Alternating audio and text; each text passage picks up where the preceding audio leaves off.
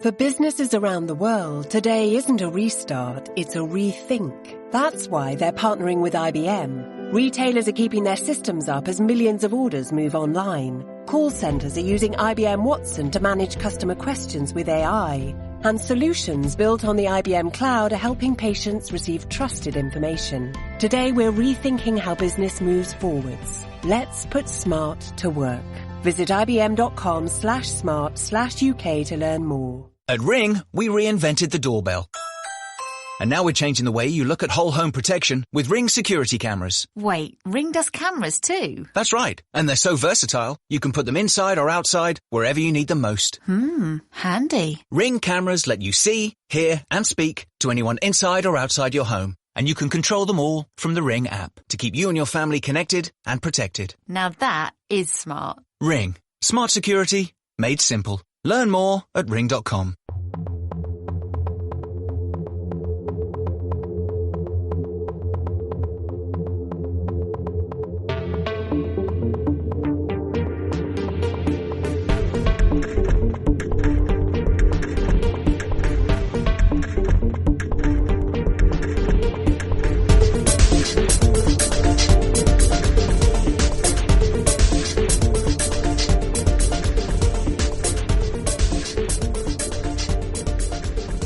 Hello and welcome to another edition of the Paranormal Concept Show, exclusive to the Paranormal UK radio network.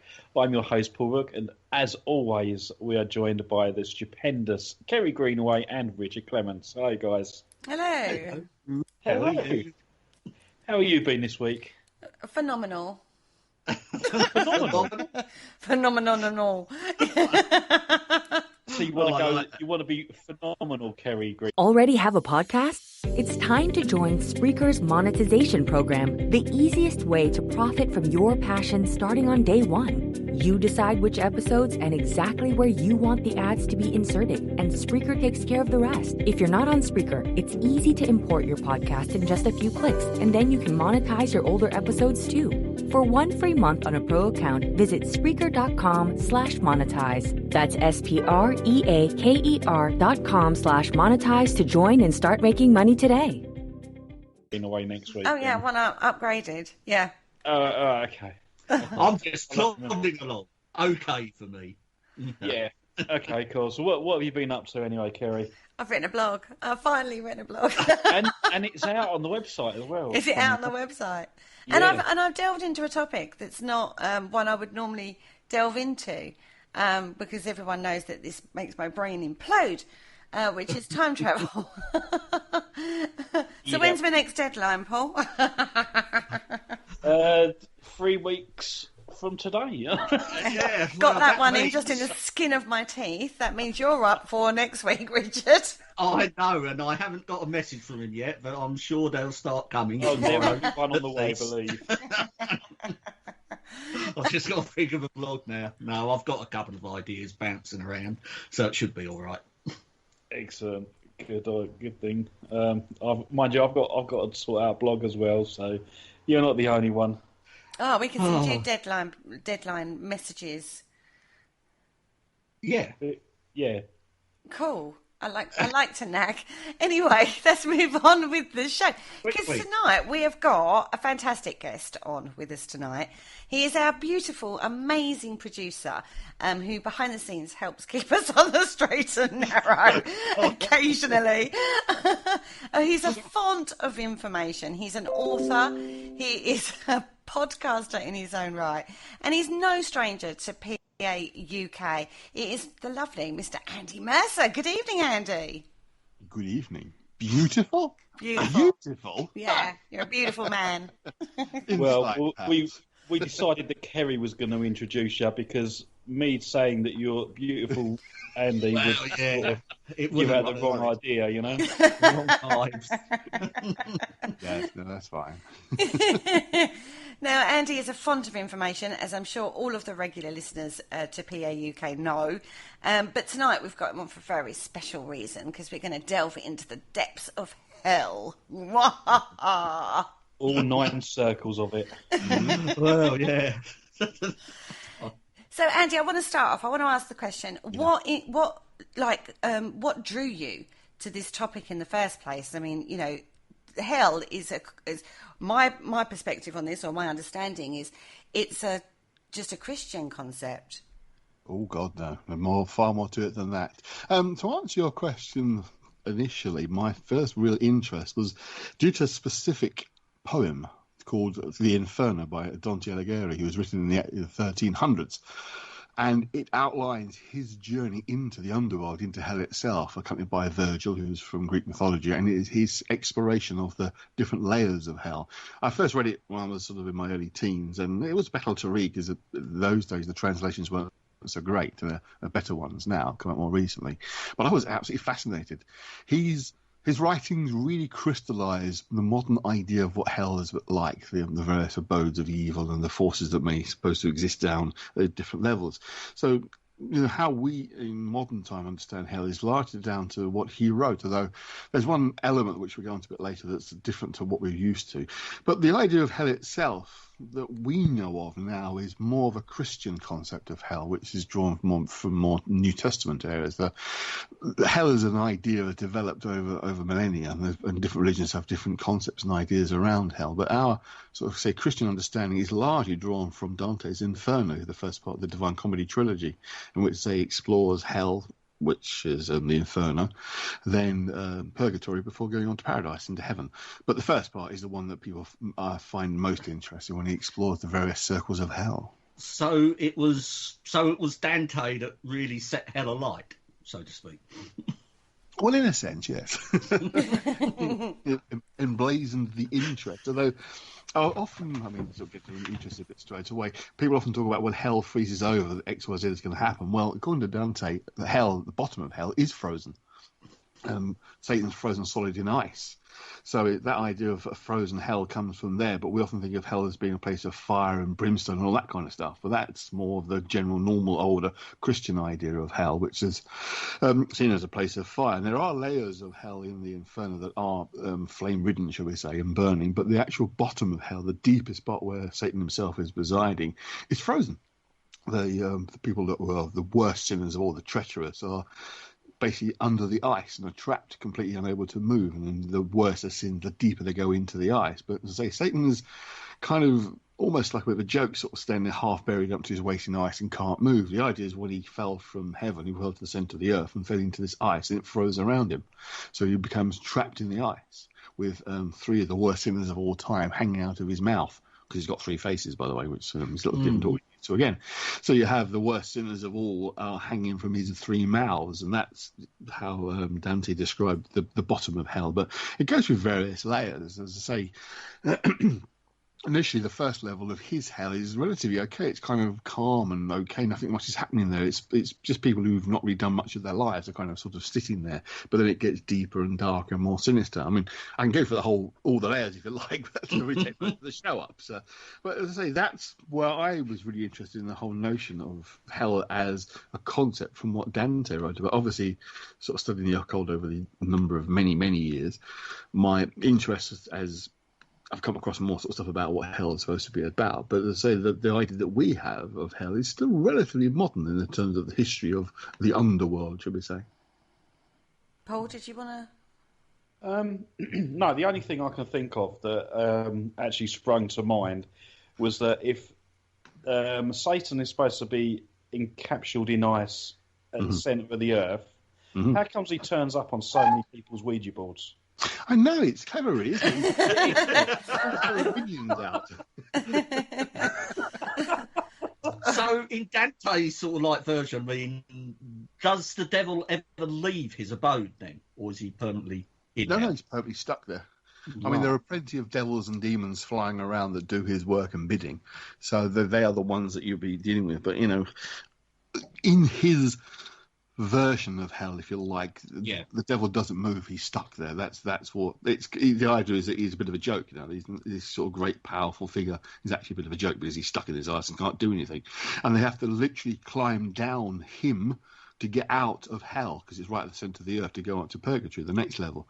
And so he's just basically, he's a ladder.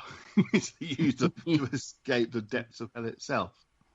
Okay, so for people out there listening, if you want an imagery of this, there's an incredibly famous painting which was highlighted through the Dan Brown film, Inferno, which actually is quite a reference for what we're going to be talking about tonight, because that painting figures in it so much. And it looks like kind of like a pyramid, doesn't it? Upside down pyramid of all the layers of hell that are there. And that's very iconic. It's a very iconic imagery, isn't it, of what it is. And like you say, there are layers, and within the layers there are ditches of varying reasons of why you're in that particular level of hell. It looks like a quarry to me. Yeah. No, I okay. certainly did. Yeah. Okay. It did. The idea is conical because the idea is it does get hotter as you go deeper and gets more crowded. But so then the bottom layer is on so it's absolutely frozen. So you are progressing deeper into the abode of fire and flames and brimstone and other forms of nastiness. But absolutely, yeah, there are various variations of the drawing of the Inferno as in that column. But I know the one you're speaking of, it's become quite a well-known version of it. But it is, because there's so much going on, it's quite difficult to actually conceive it in a single drawing. And often it almost simplify what you see. It certainly is one of those pictures, and every time you look at it, you always sort of see something different. You know, it's like the ultimate Where's Wally in hell. Down as they descend deeper. But for me, it was the imagery, the way he described it. Dante described it. I mean, obviously, it's originally Italian, and incidentally, it's the first piece of work that defined the Italian language, whereas coming away from Latin, which is still very popular and used a lot. Most writers of that time in the 12th and 1300s in Italy would have written in Latin rather than Italian.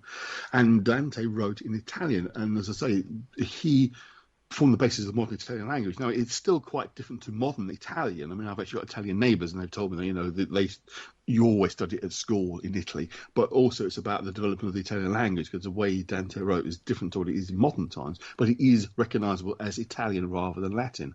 But he wanted his ideas to be spread far and wide. It wasn't just for the intellectuals and the nobles to read. He wanted everybody to get an idea, because he's also interested in political games of it as well, because one of the characters he meets in hell suffering are often from rival families and other political parties and that kind of thing. So he's gets his own back on a few people he doesn't like very much by placing them in different levels of hell. Because Italy back in those days was a collection of small states. It wasn't the one country that we know now. A lot of those states would have rivalry within each other. So a lot of conflict there. Small little local wars would break out and that sort of thing. So where did Dante actually come from, and what was his provenance before he wrote the Inferno? Was he a theologian, a politician, or...?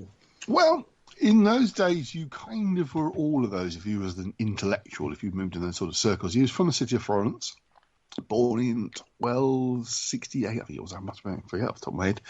But as I say, Florence was a small city-state in those days, and he was very much supporting of one political party which fell out of favour, and he actually got exiled from Florence and spent much of his life moving around the middle of Italy because he couldn't go home because he'd basically been kicked out because he supported the wrong party. And I say part of the Inferno was to get across the politics of the time as well. But he'd written some poetry before that is known of, but nothing that isn't like as famous and familiar as the Divine Comedy, which, again, he wrote and people read it and were fascinated by it, and he became quite famous even in his own lifetime for writing it. It spread like wildfire, if you like, or hellfire. Very popular. Because I think it's the political elements in it as well. It's almost like a kind of a spitting image of its day, if you like, with the parodies of the people that were being persecuted in those various layers of hell. So, yeah. So where's his influence? And I think that was a very... Sorry. No, carry on, Kieran. Where's his influences come from? Because he's led through this journey by Virgil, isn't he? Yes, yeah. So so is that his main source of inspiration? Well, yes and no in a sense, because obviously he had the conventional Christian concepts of hell, and he was expanding upon that, which is found in the Bible. But also, he brings in a lot of Greek mythology into it. Now, he didn't like the Greeks very much because they sort of clash of cultures, the Greeks and the Romans. There's a kind of clash of culture, if you like.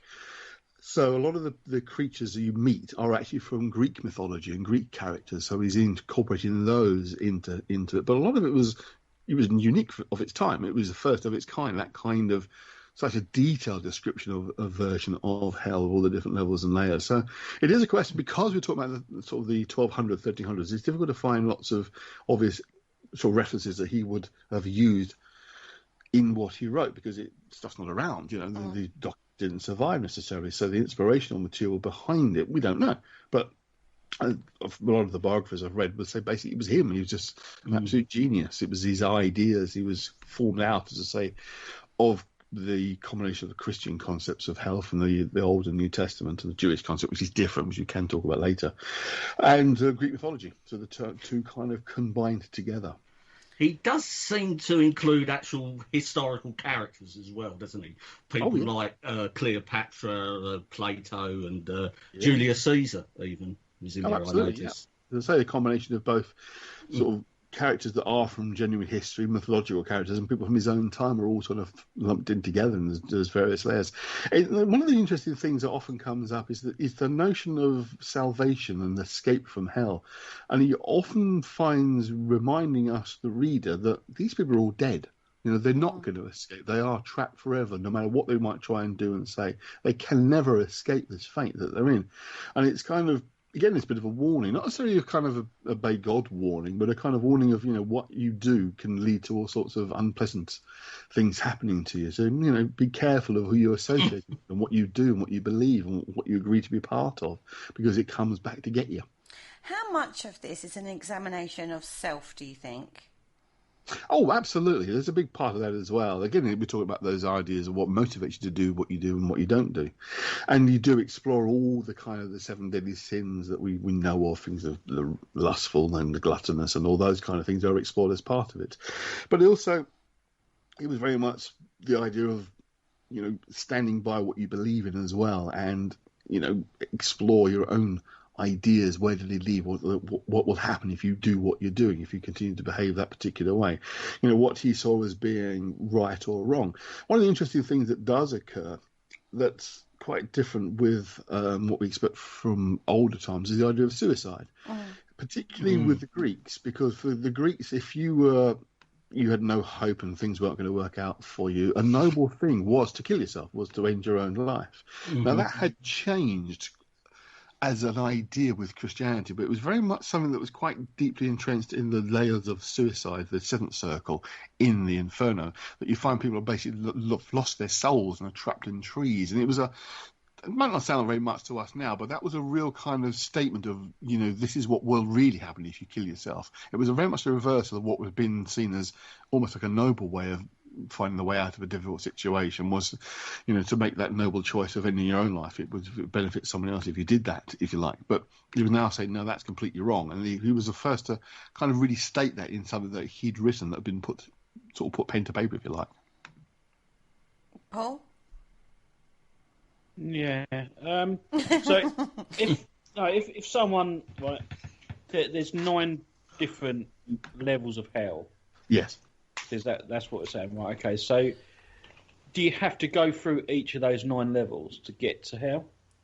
To get to Satan himself, yes. The idea is you're going deeper. But what happens is, when you first die, if you've had a bad life or you're naughty, you are judged and assessed, and it's decided to which level of hell you are going to descend, where you're going to be put, depending on what you've done, whatever your crime is. And what often happens in the Inferno itself is people experience a parody of what they're responsible for. I mean, there's a good example where you've got the sort of bishops and religious folk who've been not have followed the faith properly, shall we say, who've profited from being in their positions.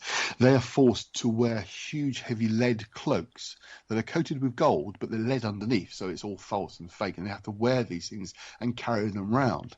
So it's incredibly heavy, as you can probably imagine. You've got this massive cloak that are wear for all eternity. So you get that kind of thing where people are punished in a way that befits what they've done. But the 9 levels themselves... Go on. I would say, does every religion have a different version of hell? More or less, yeah. They are. Some are one grown out of the others, if you like, but they've all got a different kind of variation of what they believe hell is like. I mean, as I say, our version of damned for all eternity in the pits of hell, blah blah blah, is it's more or less. more or less unique to Christianity and Islam. I hate to say unique too, because there's two things, but it belongs primarily to those two. Most of the other religions, it's often only a temporary abode that you spend time in. Certainly the religions that involve reincarnation, like Buddhism and Hinduism, you spend a period of time in different layers before you're reincarnated. But even in Judaism, you don't necessarily spend all eternity in a nasty hell. They've got 3 versions and they do different things. There's no Jewish equivalent of the hell that we know of from Christianity. There is Sheol, there's Gehenna, but they have different functions. Some of them are more kind of a limbo state. You stay for a period of time before you move on. Others are just the realm of the dead. It's not like you're being tortured or set fire to or anything like that. You're just wandering around as a dead person. Basically, you're not suffering any particular pain or discomfort. Yeah. It's almost unique to Christianity, and I say to Islam, because it does tend to follow a similar pattern, where you're being tortured for all eternity. That's something that comes in with Christianity, and that's one of the things that makes Christianity so powerful as an influence, is because you are not just going to be told you're naughty and spend the time in limbo. You're going to suffer if you don't do what God says. It's a really powerful tool, and that's what people have used. It's a very controlling thing to have, isn't it? I can certainly see why the church actually grabbed hold of this concept, the church elders, and thought, right, and we can use this to our advantage to make sure, people pay their tithes and stuff like that, Very much so, very much so. And there's a very big difference between how we perceive heaven and how we have got this perception of hell. Is that mainly come from this Dante's work, that we have that distinction of difference of opinion, of description? Well, to be perfectly honest with you, I don't know the other 2 volumes anything like as well as know Inferno. It's the first one I've read. But they are, again, you've got a layering of goodness going upwards, ultimately to when you reach God himself. That's like the opposite progress. But again, that is partly based on mythology, partly based on the Bible, partly based on Dante's own ideas. So you do... his writing is more known for codifying the notion of what hell was about than heaven, because heaven was more understood, if you like, from what's in the New Testament. Whereas our references of sort of devils and demons in hell in the New Testament is a bit more kind of less well formed, shall we say, a bit more amorphous. It's not really set out as well. Could the whole image of hell be written into the Bible by the Romans as a form of control, because they're the ones that put into the Bible that everyone must pay their taxes, so God wants them to pay taxes? It's quite possible. I mean, a lot of what we take as Christianity now should really be known as Paulism, Paul. What else would it be called? Well, yeah, and this is how the Paranormal Concept Show runs. I mean, a lot of what we understand as Christianity was codified by St. Paul. Or they've got the travel that was Saul, and he travelled to meet Jesus, went off back up to Rome and formed Rome and the Pope and all that kind of stuff. But Paul is the one who codified a lot of it and introducing those ideas from sort of Roman ideas about how society is supposed to work. So, in some respects it is. They create a massive structure of evil to make sure you keep in line, very much so. So, that's stepping out of the religious side. That's what I would argue a lot of religion is about anyway. It's about power and control. You create these invisible threats of evil and damnation and burning in hell, etc., in order to keep people under control. But it's still fascinating. I mean, it's going back to the Inferno itself, it's almost like reading a horror story. It really does grip you in that way. Yeah, on that sort of level of evil and those experiences. But as I say, the 9 realms, the last 3 break down into massive sub-realms. So you've got dozens of them, actually, all with various functions. Boys? Yeah, no, that's something I noticed in the circles of hell when I was just reading some of the notes, that some of the circles do have sub-circles coming off them as well. So it is seems quite a complex place to navigate yourself around. Oh, absolutely. I mean, that's one of the things he's got. Virgil as his guide in case he loses Virgil and gets panicked and frightened himself. But it is that division of breaking down all these kind of things you should and shouldn't do, and making sure that you understand what will happen if you do them. That's the idea. I mean, it's different levels. I mean, there are some that would argue that actually Dante had this as an actual experience. He really did go down his levels. Others would say that it's more allegorical. It's more of a sort of mystery play type story to to emphasise these things. But we always have religions a form of hell, of evilness, of suffering if you don't do the right thing. I think Taoism is probably unique as being almost the only one that hasn't got anything like as complex as a form of what would happen. It's more of a case of if you don't follow the Tao, then things don't go well. Basically, try to stick within that plan. That's it. So the sort of more further Eastern concepts are a little different, but they do have concepts of punishment and evil and darkness and hell, that kind of thing.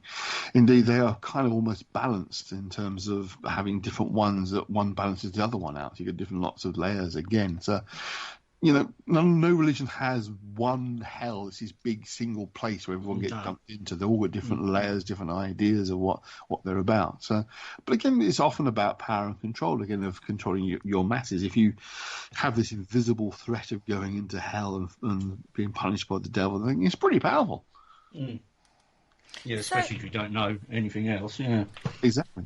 So the Divine Comedy is made up of 3 books, which you've referenced, which is the first one, which is Inferno, and then you've got Purgatory, and then you've got Paradiso. But everyone... Purgatory and Paradise. Pardon? Purgatory and Paradise in English. Yeah, thank you.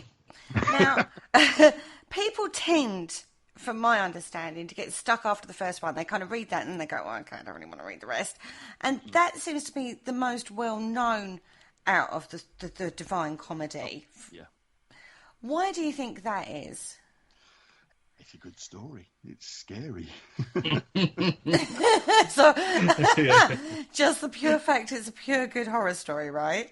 Again, it's the weaponry that it gives those in authority, if you like, because it does have that kind of imagery of what will happen if you don't do what you're told. So it does serve a greater purpose in that respect. It's, we always often talk about how we can deal with people with carrot and a stick. The carrot waved in front, they'll follow it, or the stick whack on the backside, so they'll follow it. And Christianity is very much more in favour of whacking with a stick rather than dangling with a carrot. So it tends to be, it works that way around. It certainly seems to appeal to human nature, who are inquisitive, I mean, and what would you rather read, a Stephen King or a Barbara Cartland? I know what I'd rather read. That's a good way to put it, exactly, yeah.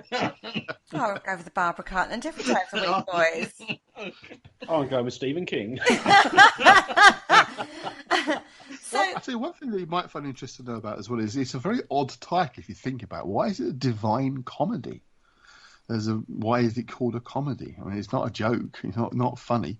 It was actually called just the Commedia. It was comedy. The divine was added by a student of Dante's sometime afterwards. And the reason why it's called a comedy is in 3 acts, and the final act is happy.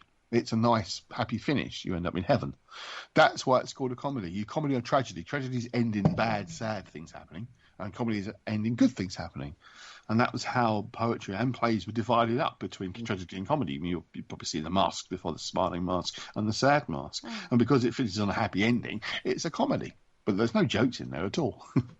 Was it ever performed as a play as such at the time or shortly after? Not as a play, no, but it's as a reading, as a public reading, yes. Dante himself toured and read it aloud to people.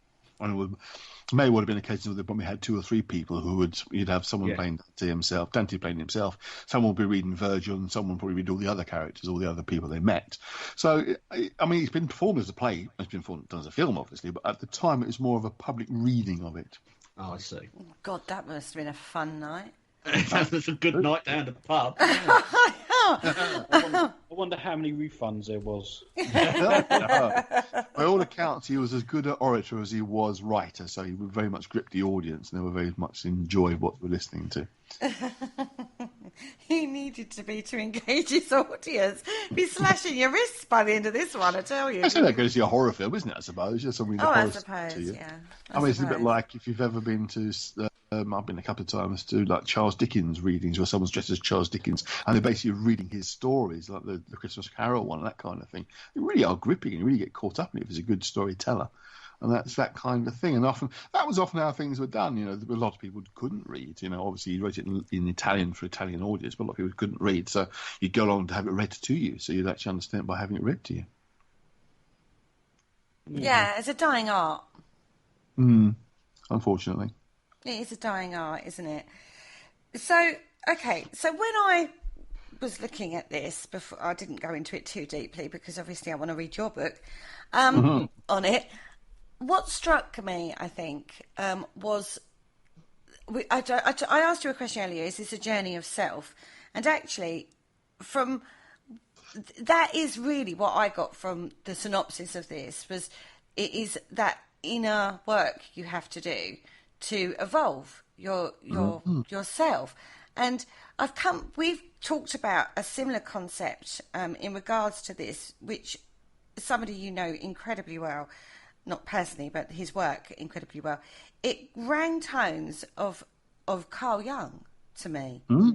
Yeah, I can get that, certainly.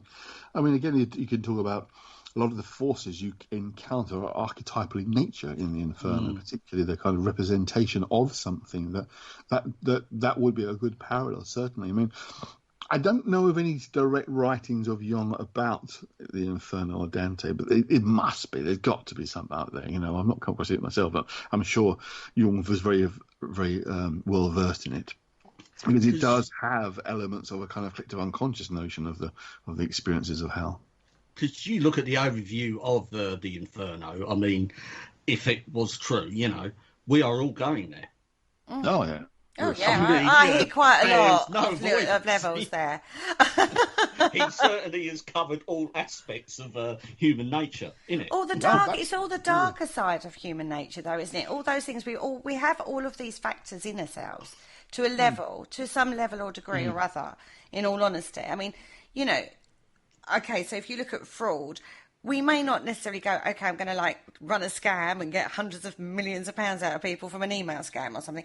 But at some point or other in your life, you're going to have come across a situation by default almost that would be classed as fraud to somebody. Speak for yourself. Or treachery. Treachery. I disagree. I think on some level you would have done this at some point to somebody, whether a greater or lesser degree. It would be classed as such, like treachery or gluttony. Oh, see, but then Jesus died for my sins, so I get away with it. I sort of like going through some of the sort of lust. Well, very much doubt I'll end up there, but... No. This wasn't the time for you guys to be discounting which levels you would hit. I would just like to point out. But my point is, on some level, we could hit almost nearly every level at some stage in our lives. It's almost like the darker side of human nature that we've all got something of that within us to a greater or lesser degree. So an examination of self would bring those things to the fore in a way that is an inner hell, isn't it? When if you have violent tendencies, to face that within yourself is not a pleasant thing to face, is it? Absolutely. It's a burden you carry, Andy was saying earlier about heresy. You know, you're putting out a fake front. It is a burden you've got to carry because you know you're being fake. You can't get away from self. Yeah, I think isn't it more down to the fact the intention? I think if you do something unintentionally, and I don't know, someone deems it as fraud against them, then that's not that doesn't count because the intention wasn't there to defraud someone. Well, it's a difficult one because it's a little bit like the whole thing with the Nazis. You know, the lower rank saying, "Well, you know, I was just doing what I was told." That didn't wash for them then, and I think the argument would be you should be aware of what you're doing. You know. You should think through what you're doing, what the consequences are going to be, which is what the Inferno is about. You think through the consequences of your actions. So I think they would argue that you can't get away with simply saying, "We didn't know it was going to lead that way." Well, you should have looked, if you like, before you do these things. Yeah, but I agree, we do unintentionally find ourselves sometimes in that kind of situation. I mean, how many of us has walked out of a shop with more change than we should have and thought, "Should I go back and tell them?" Nah, sod it. We've all done that one, I'm sure. That's fraud. Yeah. You know, that's deception. Yeah. No, I've never done that. There you go. Pious Paul again over there. He founded the Vatican, remember? So because looking at the, when we all come to fall off the tree of life at the end, we will probably hit all of these branches on the way down, won't we? I think we do through life, though. So we bring in the concept of, okay, so this is a personification, effectively, of what Dante's version of hell was, but that's kind of what we go through life. Mm-hmm. Yes, it's a chance to look out for the pitfalls and avoid them. And be aware of what the possible consequences of your actions are. I mean, that's really what it's about. This is of the level of, say, treachery or whatever. If you are treacherous, this is where you could end up. It's like, well, that's not particularly nice. End up being stuffed in a flaming coffin the rest of your life. The lid's nailed down, you can't get out of it. It's on fire inside it. Things along those lines. If you commit suicide, you find your soul is now trapped in a tree that gets crushed every now and again by the harpy birds that are flying above. And you'd be torn apart if you did. It's like, well, okay. So, no, I think I'll avoid doing that. The level to be in, actually, is the first circle of hell because it's for the unbaptized. They're basically having it's a big garden, basically, having a nice garden party, having one around chatting for all eternity. They can't go anywhere else because they were never baptized, so they can't go to heaven, but they've not done anything bad. So you get all the Greek poets and the Greek philosophers are all down there in that first level, which is because they've never been baptized. They can't be saved. And the interesting thing is, it often struck me as a bit funny, is if nobody who was born before the time of Christ could be baptized, because of course there was no Christ to baptize them, then there's millions of people in that area. That sounds quite an interesting area to go, because I noticed Julius Caesar's in there, and I love a chin wag of him. All the famous people for hours. Bad. That's where they find themselves. Absolutely, it's just a bit crazy that you literally, because obviously their idea of the age of Earth is different to what we understand now. But it would have been millions of people in it, which is a bit funny. But there was an occasion in the past where Jesus himself came down and did rescue a few people who were virtuous enough to go up to heaven. So some of the Old Testament prophets are rescued by Jesus, if you like, and taken up to heaven. This is before Dante's exploration, but he's told about that one. He's travelling down there with Virgil. So he says, don't worry. So, that's actually leads into the question I was going to ask. Is there redemption from Dante's hell? Can you get out of this? Once you're there, are you stuck there? Pretty much, yeah. Only if Jesus decides to come and rescue them. And only during the 3 days when he was dead. It was between his crucifixion and resurrection. That's when he descended into hell to collect those people who didn't deserve to be there. But so now, no chance. You're going there. You're staying there, no matter what. Damn. You do get that feeling. It's like almost as if he keeps reminding us. You have these conversations. Dante's having these conversations with these various people, and then he kind of reminds us, actually, they're dead, and then moves on to the next one. So it is that kind of keeps waving in your face, almost like maybe there is a way out of it. No, you're dead. Oh, it's a bit harsh, isn't it? Oh, yeah. But that's it. It keeps the narrative going of, there's no way out of this. Just behave good now where you're alive. How was his book actually received? It was very popular amongst the masses, but how was it received in the intelligentsia and the church at the time?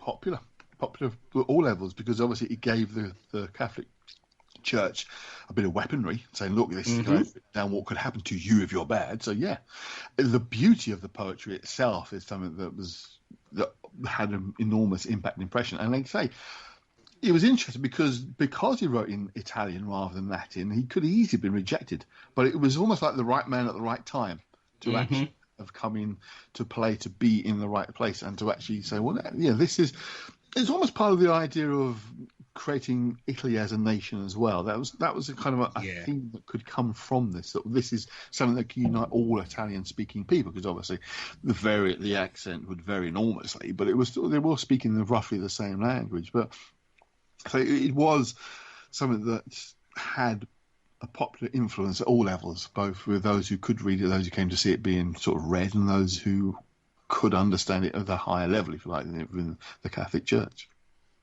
But did it have that impact then?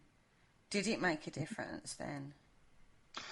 Well, I say it depends what you mean by difference. The codification of the notion of hell is what was important there. It was the giving a kind of a much clearer structure of this is how these levels of hell actually work.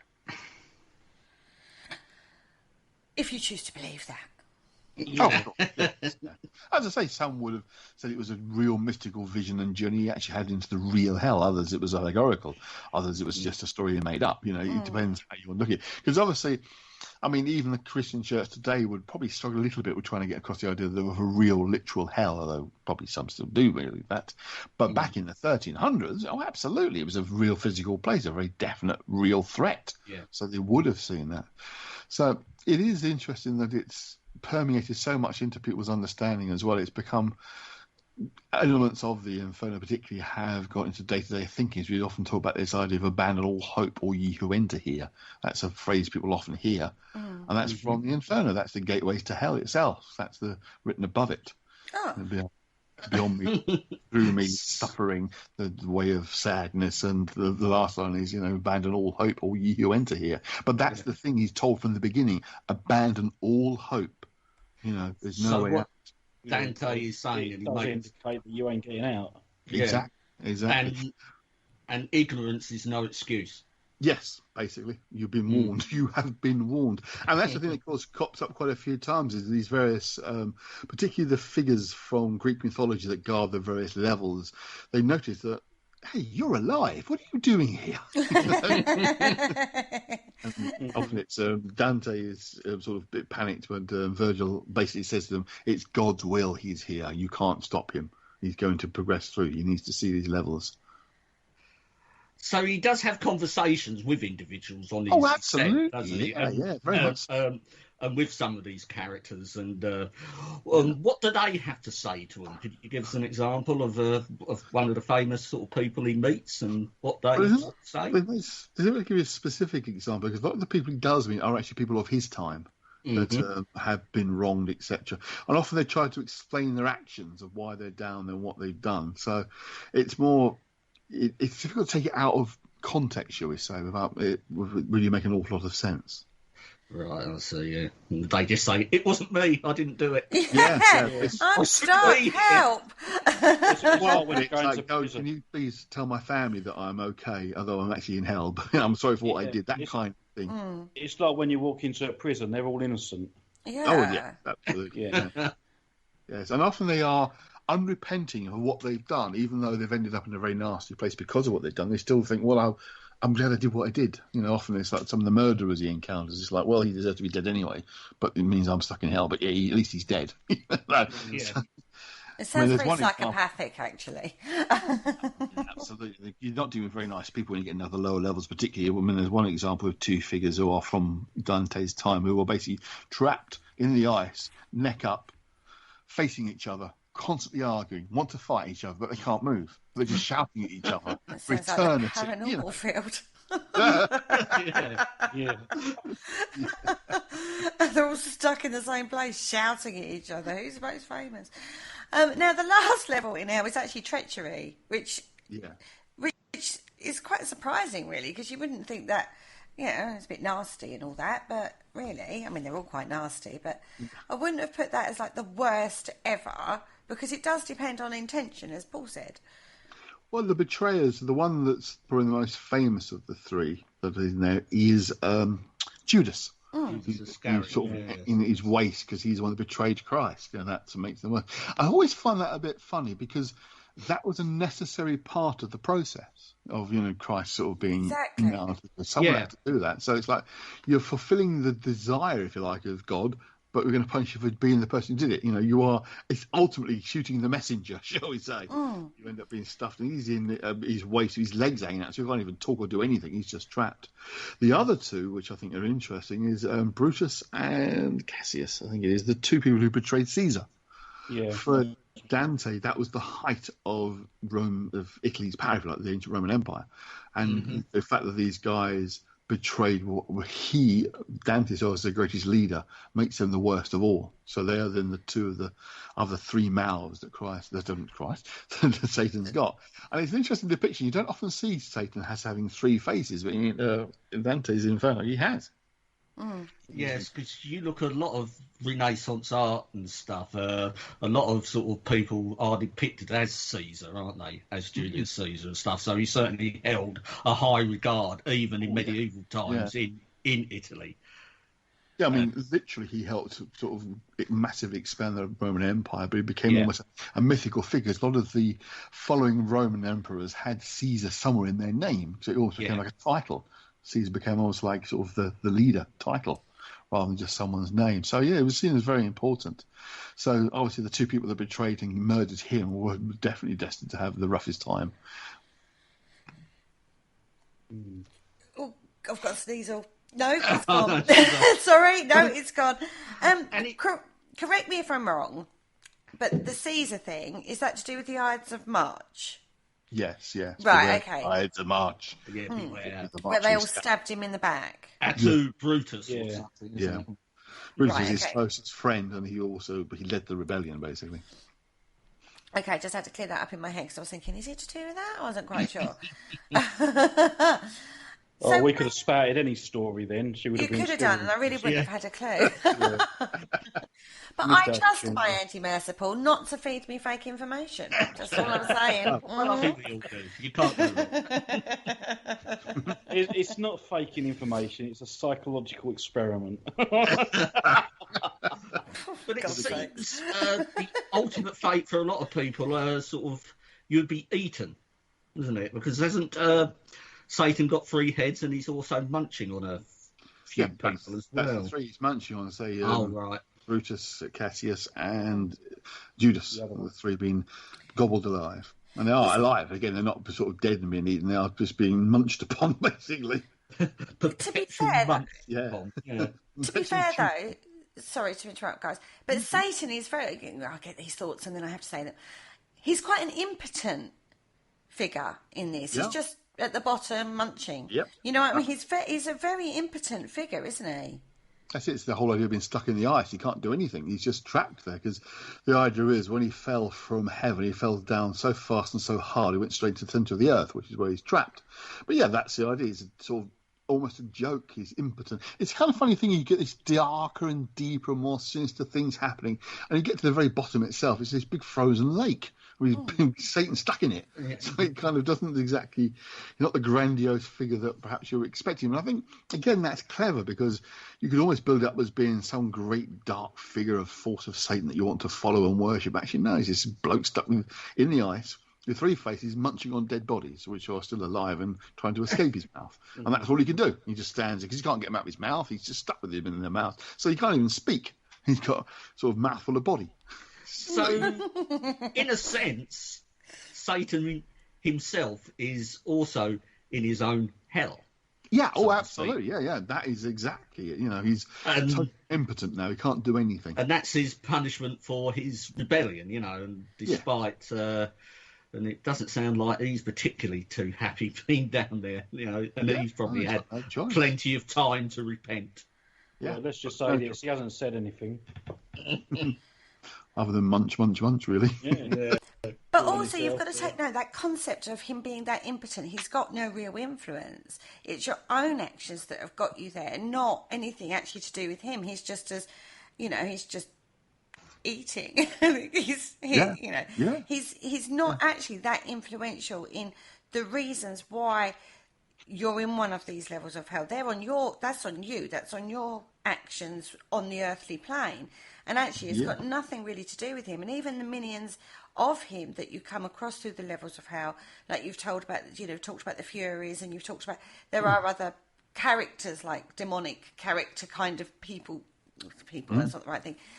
That's all out demons, basically. That are actually part of the punishment perspective. They're all level bound. They're not interacting like we have that vision of God being able to interact. So the whole concept of that evil walks the earth and the devil will get you and blah blah blah. Dante is basically saying no. The only time that's going to happen is when is consequence from your own actions, and that's actually a very different concept to the one that we are driven by now. Actually, because we have that concept now that whatever we do is redeemable, because God will forgive us. Yep, and these are all the people that no longer applies to. But it's interesting also, going on with what you're saying, though, is that it's not like you're being tempted by Lucifer, because he's useless. He can't do anything. Yeah. He doesn't seem to be like the modern sort of thing. He's always out tempting, beware. Yeah. But he doesn't. He's not about as such. I mean, you sort of go to him. He doesn't, and he won't come to you. But he's not even that active under there. He's just doing it, doing what he wants to do. I'm saying doing what he wants to do. He's just stuck in his own level of hell. So his impotency is total. Yeah. So there's no excuse for the behaviour that your badness. There's no excuse for that. It is totally on you. Yes, it's personal responsibility, definitely. And it's like you've been sent there to show, right, it's totally on you, and this is what you will end up like. Yeah. If you continue, you will end up like him, stuck in the ice. Is where you'll be, and I say that is the worst, the most treacherous people end up there in the ice with him, frozen at different levels and degrees of depth in the ice. And one of the imagery that I really liked, that kind of gripped me, was the idea of Satan's got 6 wings, and they're slowly beating and trying to escape the ice, but because of Satan's frozen anyway, his wings are beating a freezing cold wind, which is what's freezing the water. And that's why, so his actions to try and escape the ice are making the ice, making him more trapped. I always found that good imagery. Oh. Yeah. He's bound by his own actions, isn't he? Because he defied God, and that's why he ended up there in the first place, because he was a very naughty angel.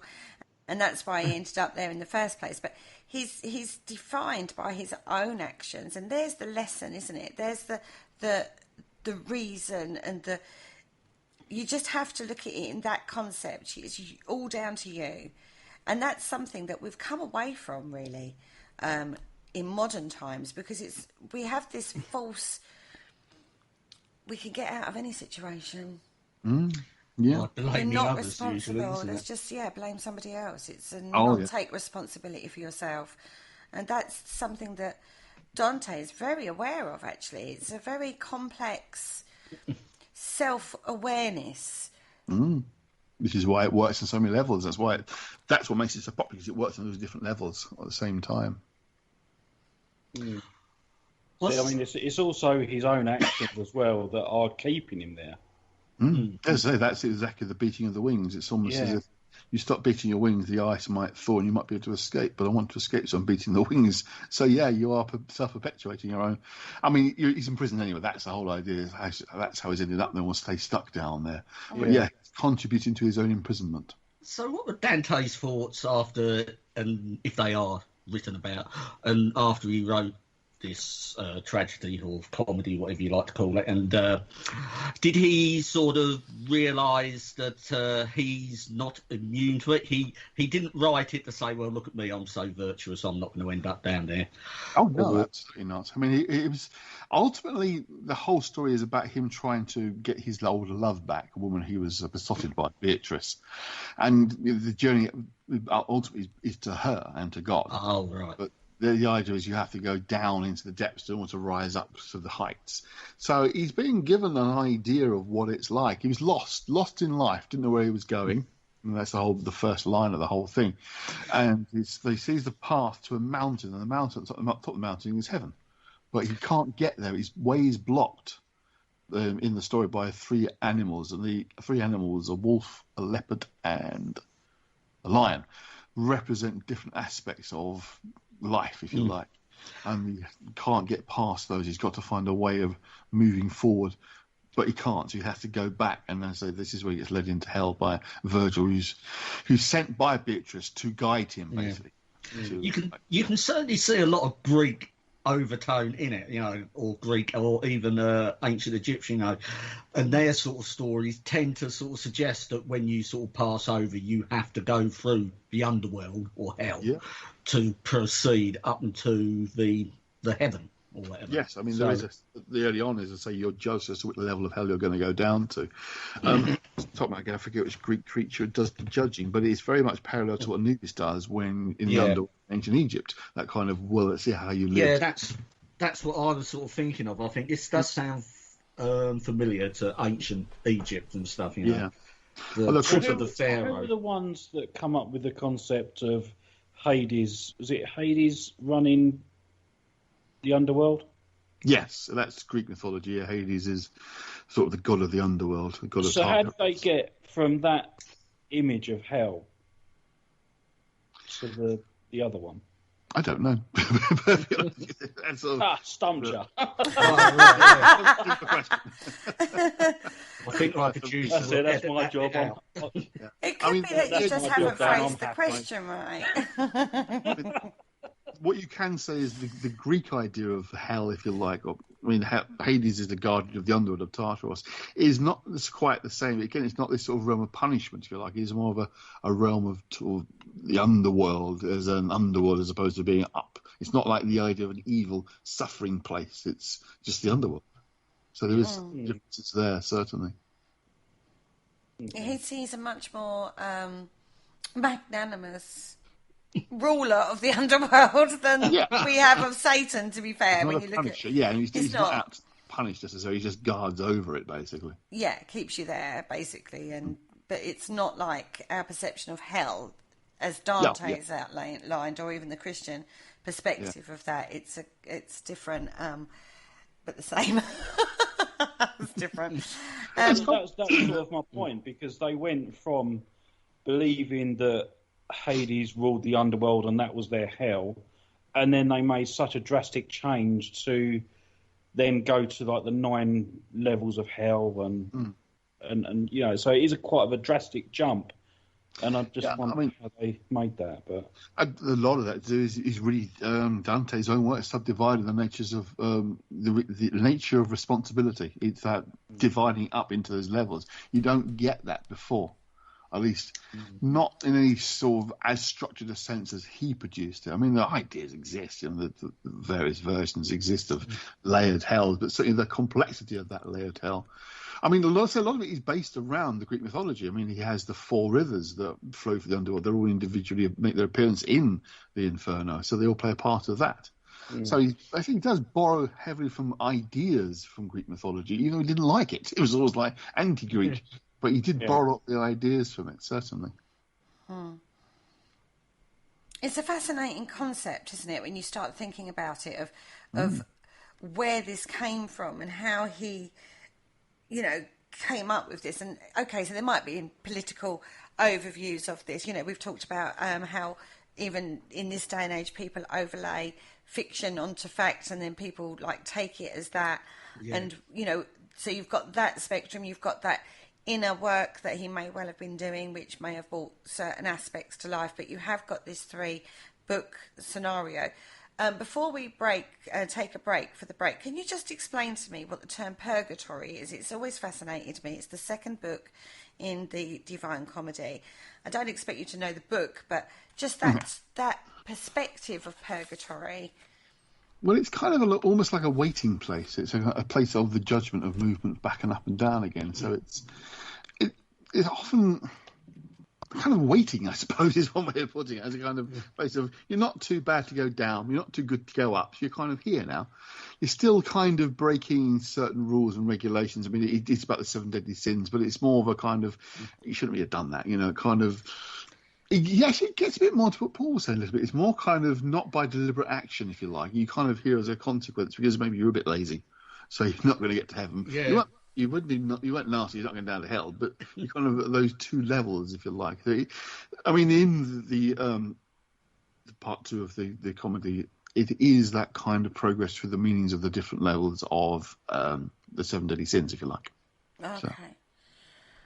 Because that's kind of what some people live their life in, isn't it? Constantly waiting for the next thing that never happens, or they never evolve through that, which is very similar to Limbo, which is the first level of Dante's hell. So there's a lot of subtleties and nuances, isn't there, within this that you can't. It's not. Nothing is ever. We know this in life, but nothing is ever clear cut. No consequences ever completely black or white. And this is, unfortunately, he comes across with his levels as very black and white. But life isn't like that, and it is very nuanced and very subtle. And sometimes you have to look behind the meaning of the words and what he's overlaid as a modern, what for him was a modern landscape at the time, to actually get to the subtleties underneath. Yes. Yeah, I mean, again, that's almost emphasised in elements of Inferno, because sometimes you don't know that you've moved to another level. It's almost like they're blurred into each other, and then other things start to happen. But yeah, so your Purgatory question really is that kind of, it's the progression upwards. Can you cleanse? Can you do better for yourself? Can you rise up? Can you move beyond these things to get to the ultimate top, into paradise? So. Mm-hmm. So when does your book actually get released, Andy? Is it released now, and where can we get a copy? Well, actually, funnily enough, I heard back from my publisher last night, which is yay! And the news was? They will be out probably later this year. It's because my book is more of an examination of the parallels between Dante's Inferno and occultism, an occult perspective. I've always thought that there are occult elements in there that haven't really been drawn out that could be certain parallels to sort of progressing through the occult, if you like, including a very interesting parallel between the Inferno's levels and the Kabbalah, which is the Jewish mysticism. I'm not going to go into details of that because that would be an entire bloody show and take ages to explain. But you have to, if you've got a grasp of the Kabbalah itself, and you can see I draw out certain interesting parallels between the two, which I thought was quite fascinating, and my publisher also liked as well. So it should be out, as I say, probably a bit later in the autumn, because I think because it's part of a series of books the publisher's doing called The Rules of Contagion. It's all kind of short runs.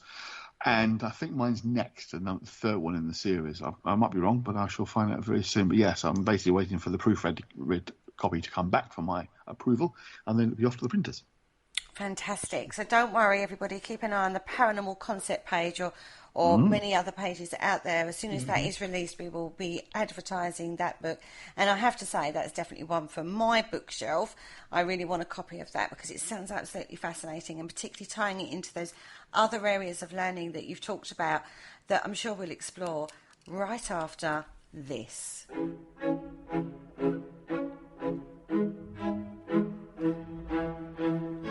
Hello, Harry Price here. If there's nothing me and my friends enjoy more here on the other side, it is to sit back and relax and listen to the Paranormal Concept Show, right here on the PAUK Radio Network. Broadcasting a plethora of interesting and informative content for all your paranormal needs. Find them across social media to keep up to date with forthcoming shows and all their other adventures. Hello, is there anybody there? And welcome back to the Paranormal Concept Show, exclusive to the Paranormal UK Radio. Now, before the break, we delved into the depths of hell and Dante's perception of that. But in the second half of the show, we want to bring another concept, because Andy has written another book. This one's coming out very, very shortly, on runes, which is ancient Nordic. It's a completely different concept, isn't it? And one actually that's very close to my Paul Rook's heart. Not only did he found the Vatican, but he is actually going down this route into divination. So, Andy, where do runes start from? Let's go to the beginning of this. Okay. More generally, this is a bit of a mystery, to be honest with you. There's no obvious source or place you can point to.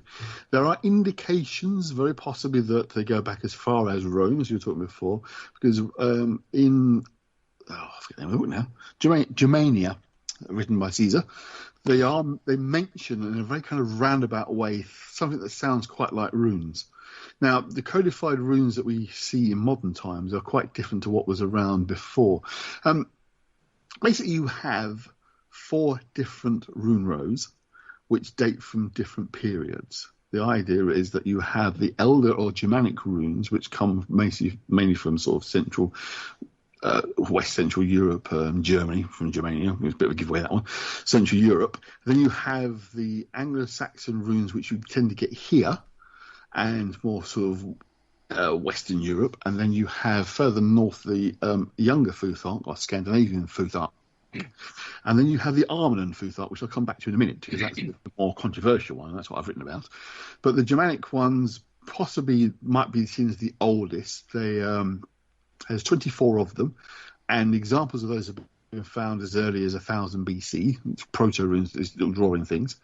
And then you have the Anglo-Saxon, which vary between 24 up to about 33, depending on which part of the Anglo-Saxon world, i.e. UK and France, etc., that you look at or you find them. The Nordic ones, the Viking runes, if you like, the younger Futhark, which has got 16 runes, again, probably date no more than about 11th, 12th century as examples of those. So those are the main three that are well known, and having, as I say, 24, between 26 and 33 runes, and then 16 runes. Now, that is all complete nonsense. That's all modern myth. The runes themselves, there are various versions of them around Europe. They're different orders, different letters, different shapes are used. There is some form of similarity in quite a lot of them, but they're not codified in the way I've just described. That is very much a modern invention. There are examples of runes where they have the entire Futhark, which is each individual character written on things, but they're very, very rare. You tend to have short inscriptions carved on, and they could have the same inscription looking quite different in different parts of Europe because they didn't have exactly the same codified form of writing that we have, say, in modern times. So they tend to vary from rune to rune. What you see now dates probably no more than kind of Victorian times. All the versions that you see now, they're more codified more recently into the versions I was just talking about. The most popular and best known, and definitely what Paul's got, is the Elder Futhark, the 24 runes. That's become the modern standard set of runes, but as I say, they have varied enormously over the centuries. So those are the main three. The fourth one, which is what my book's about, is called the Armenian Ruins. Now, they are a relatively modern creation. They came into existence the sort of very end of the 1800s, early 1900s, by a chap called Guido von List. He basically created them from a vision that he had. Now, there's 18 in that set. They are very similar to the younger Futhark, the 16 Scandinavian runes, but with a vision of 2 that he added that aren't present in that set. And the most famous stroke infamous is a rune called Gabor, which has been codified into a shape that has been described as being a little like the swastika, but it's not. It's in the modern, even more modern version of it, made it look like that. But that one's made a bit controversial because a lot of people think that they were used by the Nazis. They weren't. The Nazis used the Elder Futhark, the 24 runes I was talking about before. But because of the association that's been drawn up between von List and the Ariosophy, which feeds into some of the more far-right ideas of the Germany of the 1920s and 30s, they've been relegated to a kind of not talked about very much until fairly recently, where more and more research has shown that these were not the runes used by the Nazis. In fact, the Armenian rune masters of the 1930s ended up in concentration camps and died, disappeared. So they didn't fare any better than anybody else did. But the runes that most people know, as I say, are the 24 Elder or Germanic Futhark, which would be the ones that Paul would have. Paul? Okay, so my one's quite good then. Yours are the standardised modern version, if you like. Yeah, they are the ones that are known best. See, because I've always had a fascination with divination. I mean, as everyone knows, I'm quite into my movies and stuff. And you see a lot of occult movies use the divination and the rune stones and things like that. And I just found them quite fascinating. And I've always wanted to learn how to divinate, like with those stones. I see, yeah. Well, interestingly, go back to the word rune itself. Rune means secret or whispered. It's applied to those specific symbols now, but often the word rune can be used for anything. It's kind of strange markings or shapes or forms. I mean, some of the examples of runes of old, they don't look anything like what we have now. They're still... The unifying fact tends to be they're scratched marks. They tend to be straight lines because often they're carved into metal or stone. Obviously, they'll be written down as well. And there are a few examples that exist, mainly from no older than the 1600s. But of course, they're written on paper or leather. It didn't last. But we do, as I say, have metal versions on things like armour and swords, etc., that definitely go back to 2,000-3,000 years ago. And they are sort of very short messages. So their examples existed, but they've always been used as for magical purposes or supernatural purposes. It's not been like a normal language. You don't have normal rune writing. well, you do get some, but predominantly they are used for that kind of purpose. They've always had a magical element to them as a form of empowering things. So, let's say the Germania, I forget, Tacitus is the author of the Germania. He talked about the Germanic tribes people, which were the ones who were outside the Roman Empire, used to divine with sticks, and it's been speculated that those sticks had runic symbols carved on them, and I say that was the earliest known example of runic divination. Although, as I say, it's a slightly controversial point, because other scholars would say, no, it's nothing to do with the runes of modern times at all. Something completely different going on there. But that's one of the oldest examples. But often, a lot of the Nordic and Viking poems and mystery tales speak of the runes as being something that they use to divine the future, or how a battle is going to go, and that kind of thing. So the examples of divination for about 1,000 years or so have been around, certainly. Indeed, the Havamal, which is a Nordic Viking poem which contains a section of 18 spells, which, again, has been argued are the 18 Armenian runes that von List has made use of. But they are, again, whether they are spells or the descriptions of runes is a matter of debate. So certainly as a divination tool, they've been around as a tool probably even longer than the tarot cards have been around, because they're much more simple and straightforward. You can fairly easily create your own set of runes if you want to. It's just very simple shapes carved onto wood or stone or metal, so it's quite possible to make them yourself. So there is a beauty of simplicity to the runes themselves as a form of divination, because they tend to work a little bit like the tarot do as well, because each individual stone has its own meaning, but you can combine them to create more involved meaning, but also combine them to create things called bind runes, which again are designed to have specific magical powers and magical effects by creating those different meanings of each stone to create a simple single shape which you can then carve onto something. So they use that way as well. So each symbol itself has got like a multi-layer meaning, doesn't it? It's almost like a hieroglyph. Yep. It's not just a one size fits all. It's a very interlocking, multi-level symbol that each symbol is. So how did they find out which symbol meant? Well, speculation, some of it, I must admit, guesswork. It really has to be, unfortunately. It is, as I say, it's a reconstructed idea from older material. I mean, again, some of the texts give you ideas of what they could possibly mean, but again, they only go back a couple of hundred years, 200 or 300 years, some a little bit further. But again, as I said, being a lot of what we take as being old Nordic runes is nonsense. It's modern stuff kind of reconstructed. But that's unfortunately how you have to do these things without the fully explained text existing. There's no like ancient book of runic divination you'll find. It just doesn't exist. That's one of the reasons why I tend to prefer the Armenian runes, because you have got a very real, very followable, albeit relatively short history. Von List himself specifically talked about the fact that you have multiple meanings, layered levels of meaning within each Armenian rune. So that's one of the reasons they appeal to me, because they're the most esoteric version of the runes, whereas the others are more exoteric, if you like. Divination with Armenian runes is almost an afterthought. They're more of a spiritual symbol, if you like, that you make use of. So if Paul's going to start working with his runes, would he be served well by following literally like working with each rune individually and getting what his impressions would be, rather than buying a book that somebody's written about their interpretation of the runes?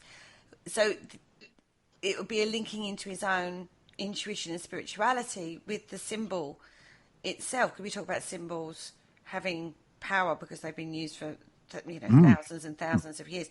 So would that be an indicator of where Paul would need to go to a good starting point, shall we say? And that's a good starting point. Would be a good book.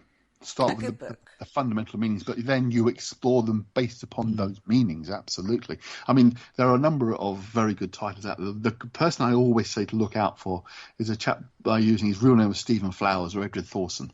He is probably one of the premier writers of the non-academic, shall we say, approach to runes. It's very much a boring, dry academic approach to runes as a historic symbolism. But if it comes to the magical elements, then he is the guy whose book you should get hold of. He's written got about a dozen books, but some of his early stuff particularly, it gives you a really good foundation understanding. But from that, like tarot, you can build your own understanding, a more specific meaning to you. But they have fundamental meanings in the same way ordinary alphabetical letters have fundamental meanings.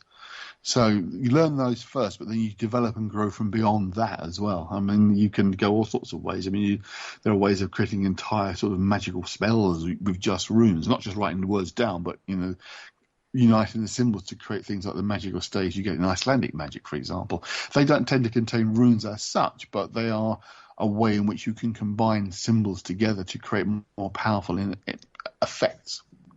So yeah, definitely look for Stephen Flowers, aka Edward Thorson's books, things like Rune Law and Rune Law is one of his best actually for getting to really get to grips and understanding of those runes. Okay, I'll keep an eye out. Definitely. Where did your interest first come with runes? Because one thing I will say about you, Andy, is you can never pin you down to a specific area. You've got expertise in quite a lot of different areas, and just like you can kind of see, like a branching off kind of scenario. But with runes, you came from tarot, really, didn't you? But then you've gone into runes, and for me, runes are a lot more complicated than the tarot itself. So, how did that happen for you? Kind of the other way around. It was more of an interest in Germanic mysticism, sort of the mysticism of Central Europe, which comes from, it's a bit of a long journey now, an early interesting thing called Theosophy, if you ever come across that, Madame Blavatsky. Theosophy was kind of tied in with the Victorian age as Victorian England expanded more into learning about India, and India's ideas came across to us. So it was kind of bringing Eastern ideas into a Western world and combining them with more ancient Greek stuff, again, going back to that, funny enough, with things like the Secret Doctrine and Isis Unveiled. It was a kind of a unification of different belief systems kind of drawing together. And as a reaction to that, there was a more of a Central European idea of a kind of alternative to Theosophy, which revolved around Germanic mysticism and magic of sort of the Anglo-Saxons as well as the Germans and Northern Europeans more broadly. And it was kind of an interest in that reaction to the mystical Eastern stuff. I mean, I'm fascinated with Eastern stuff as well, as you know. I know a lot about Tibetan Buddhism. But I was looking for something that kind of tied in more of a Central European, more European, Europhile idea, if you like. And that's the runes have been brought into that kind of picture a while back. There's a group called the Verternitas Saturni, which are the Brotherhood of Saturn. They are now more Crowley-based, Thelemic-based, but initially they weren't. They were more kind of a general European mysticism, but they had the interest in runes as well, and I came across them through that. And, of course, there's the other way people tend to know about runes, reading Lord of the Rings. Yeah. Of course. As well, that had an element to it, too, for me. I was a massive fan of Tolkien, so I was aware of those runes, of course, which are... What's interesting, just as a slight aside with Tolkien and the runes, he took them along the path of, had they continued to be used as a language, how they'd become, because the runes in Lord of the Rings are quite different to the modern runes even now, but it's more of like if they were continued to be used day to day, it's how he saw they would have developed. So I always found that was quite fascinating. So I looked for an idea of a more modern version of runes, and that's what I came across Von List and the Armenian Runes. And what's fascinating was what I read of Von List himself, what he'd written compared to the popular mythology of the Nazis and that kind of stuff. And I thought, these are not those kind of runes. They're popular in Germany and in Europe, but they're hardly written about over here.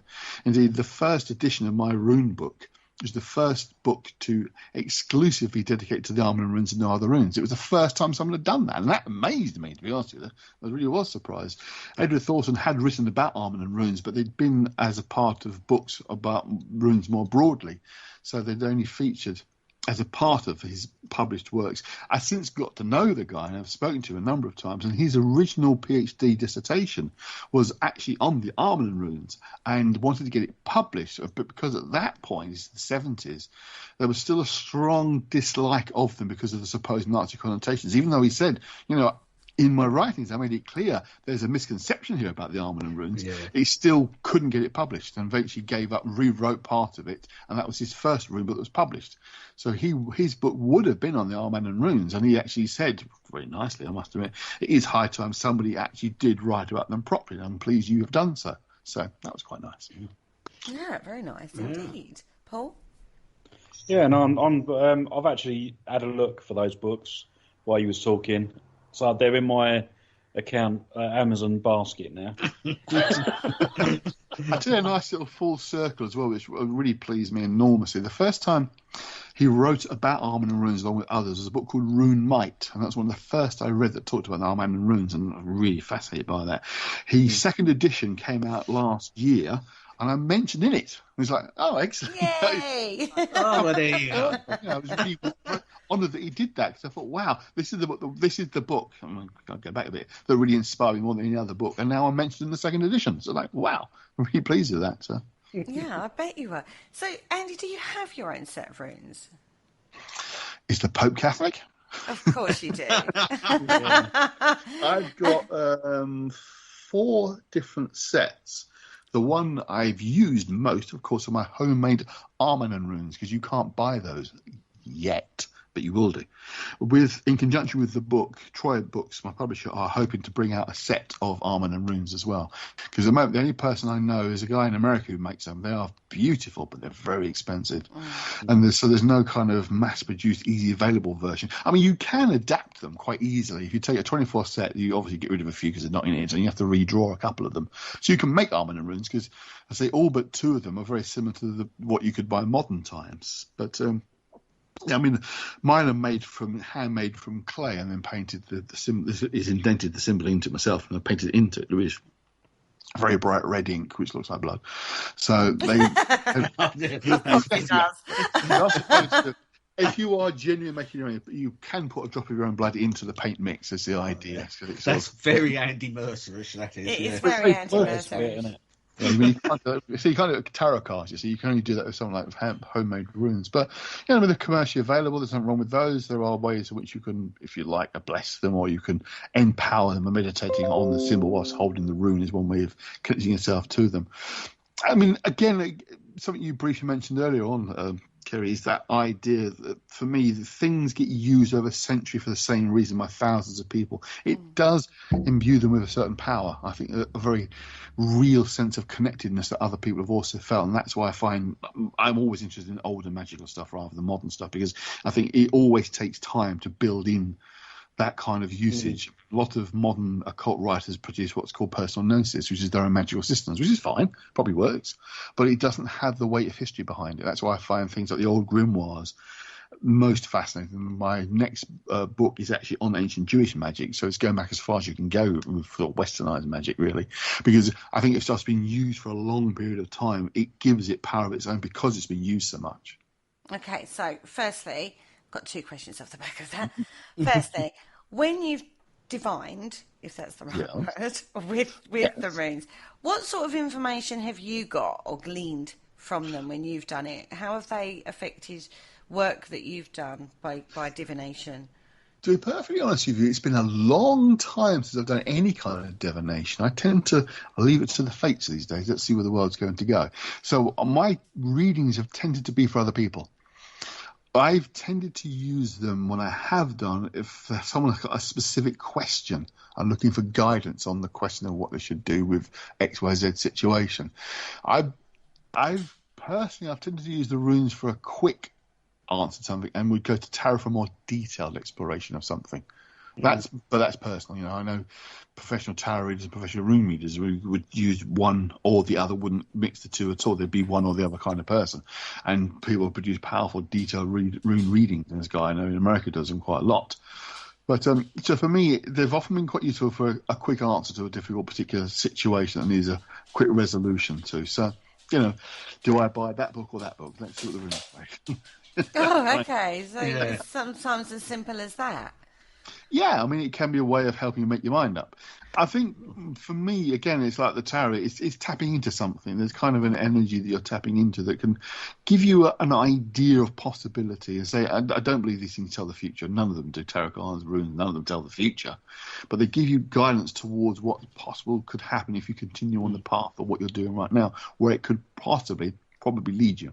Mm-hmm. I should imagine going to the bookshop with Andy would be an interesting experience. Yeah. Seeing him cast his runes in the form of Waterstones. Well, these days my answer is I'll buy them both. Yeah, that's the easiest way, isn't it? if you had to pick one, then tarot or runes, which pathway would you take if there was one choice and no other?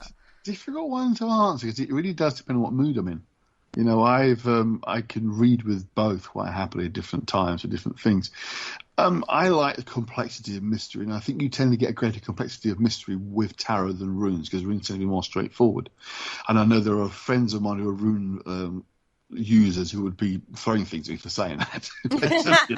You know, you can get deep and powerful meaning through runes. Well, you can, but it's what works for you. You know, I tend to use things like tarot not for reading the future or anything like that, but for that deeper sort of archetypal exploration, if you like. But having said that, there's a large section in my book on the runes that do talk about runes and Jung. Now, Carl Jung didn't use runes. He wasn't going to use those. He did use tarot and used the I Ching coins. But you can see the parallels of what he talks about, how that works with the runes as well. So that's something that's in my book. So I think that's why they probably appeal to me, actually, because rather than dancing around the houses, I just want to know. Yeah, exactly that. Give you a much more straightforward answer. Yeah. Again, those would argue, well, tarot cards have a specific certain meaning, so you can do the same with them. So it depends what you want to work with, what more comfortable. I mean, I actually quite like the I Ching coins. I've used those a few times. But then I stopped to say I don't use anything for predicting any kind of future. I tend to let's see how it rolls out by itself. Yeah. Go more on your own intuition, if you like. That makes sense, doesn't it? Yeah. Your understanding of magical practice is probably one of the most profound that I have come across of people that I've spoken to over the years. And you don't limit yourself to one specific area. You go down lots of different roads, don't you? Now, in regards to magical practice, and I've asked you this question before on show, so anybody who's listened before, forgive me for asking this again for this new listener base that we've got. Does it work? Define works. That's the same answer you got before. I know. I listened to that show. I know I did, but you know, it leads us down a pathway, doesn't it? It leads us down a pathway. Okay, then. So we define how something works. You set out an intention. Does it actually have the effect? Whether or not you've set your intention correctly is a different concept. Yes, you get into a very interesting territory of it didn't work because you didn't do it properly. You know, that's what a comeback. It happens and works more often than it doesn't. The correlation's too great. I mean, I'm not going to tell you anything online for people to listen to, but I have personal examples where there's no other explanation. Things have happened. You think there's no other way of explaining than that was my intent and it's occurred. You know, there's just no way of getting past it. Things that have no other explanation. I mean, that sounds all vague. I know. I don't want to say too much, but I mean, using something and something happening. You guys all saw one particular example of exactly that happening. You know, how else did that wind appear exactly what we wanted at exactly the right moment? It's like. And it was just a wind. It went round through the trees. It wasn't just that, though. I have to say, it weren't just the effect we felt. It was the feel of that as well. There was a very distinct difference between a wind in the trees and the wind in the trees. Do you know what I mean? Because we all kind of looked at each other as to say, okay, that was a bit kooky. And it was the feel of it as much as the effect of it. Yeah, yeah. And even after that sort of what happened, we were lost before. We were hopelessly lost. But after that ceremony, or whatever you like to call it, everywhere became so much smaller. We were a lot closer to everywhere where we thought we should have been before. And the gate at the church was another. Yeah. It is, It was almost like we're gone. We're not allowed to get to that point until that particular point in time. And then once we did what we did, that was it. We were allowed to go. Yeah. That's it. That's the thing. I say is when you ask how to define it works. I mean, obviously, it's not giving me the lottery numbers and like that, but then it wouldn't do. It's not about that. It's about attuning yourself to the environment and connecting with something that can help you change things in the way you're looking to change them. Again, it's always careful. I don't believe in the kind of karmic stuff or that sort of nonsense. It's making things that are conforming with what can be possible. I'm not trying to manifest gold out of thin air or anything like that. But, I mean, an example of removing something that was a pain not a physical object that was a pain, but a situation that was annoying and irritating that managed to change not once, but 3 of them. And that's what's the strangest thing of all. The fact that it wasn't just got rid of one problem. There were 3 of them, and all 3 of them were got rid of relatively quickly. And I don't want to say more than that on air, but it was like there's no other explanation. My will and intent was to make that happen, and it happened not once but 3 times. It's like, and again, without getting too much away, what replaced what was gone was great as well. You know, it wasn't like you rid of one and the replacement's just as awful. The replacement was far better as well in all 3 of them. It's like, nah, that's just too much going on there, you know, to say that, oh, it's just coincidence or you imagine it, you know, because when you talk about real things happening around you, I mean, that's the thing. I mean, I know what we're saying, but we all felt different, but you can say, oh, that's just your mind playing tricks on you if not different. But there was a physical element, something changed around us, you know, known to mind. And that's what you look for, that kind of intent. It's all very well saying, oh, there's a spirit in my house, I can feel its presence. Yeah, but prove it's there. Show me something that demonstrates it exists. And I don't necessarily mean like, you know, sort of demon appearing in front of you, but something changes that you can quantify as actually has changed. And I've seen that too many times to say, oh, it's just imagination or coincidence. You know, I mean, I'm a rational person. I'm a therapist. I understand how the mind works. But I've seen and experienced. It's like we have in the ghost world. You know, we all know there are things other people jump and say, oh, that's paranormal. We think, oh, of course it's not. But we all know there have been occasions where you think there's no other explanation. You know, that's real. That's something. It's pretty rare, absolutely. But there are those moments. And magic is like that as well. You know, there are those times when people tell you stories, you think, well, you just imagined that. But then when they tell you a real world thing has changed, you think, there's no way of explaining it. You know, there's no other explanation that's possible other than something that is worked on a paranormal level, supernatural level, if you like, and a non-linear, non-physical way that's made that thing occur. Paul, did you want to say something in the middle of that? No, carry on. It's definitely interesting. I think, you know, especially like with the that bone whistle that you've got. I find that absolutely fascinating. Well, I've got the 2. One of them, as you know, is the one you saw last time, which is the Tibetan bone flute. And then the other one, which I keep for, it's just us doing stuff, not for good, is homemade human bone. Well, they're both from human, but I know that one is because I've got it out of the ground. So this is his other hobby, everybody. When he assists Dr. Frankenstein. They're just doing them legally. Legally in accordance with the bone man tradition, which is again a British magical tradition of the bone man, who basically uses animal and human bones for various property. The idea is it in-tunes you with not the individual person, but the idea of the humanity of it all. You're connecting with yourself, if you like, because it's an element of a fellow human. Which brings us into there is a very different world out there to magical practice. There's a lot of fluff out there. How much experimental stuff should people do without proper guidance or knowledge? It really does depend on what you want to achieve, what path you want to follow. I know some people say, oh, you have to have a magical practitioner who has years of experience to train you. And that's not true, because I didn't. Or everything I learned myself from reading books. But reading and doing it properly, doing what you're told to do, following the description of what you're supposed to do. As I say, because, again, going back to that point I made before, because I think people have done it over the years, centuries, then it aids, it gives energy to make it actually work. But, you know, experiment. Don't think you have to follow one path alone your whole life. Experiment with different ones. Be careful of mixing. Now, this is something that I sometimes get in discussion with people about, is people introduce, for example, you're going to come across books that about runes, Paul, they talk about chakras. It's like they have no connection between them. Oh, you see images of runes with pentagrams. There's no connection. They have no place being put together like that.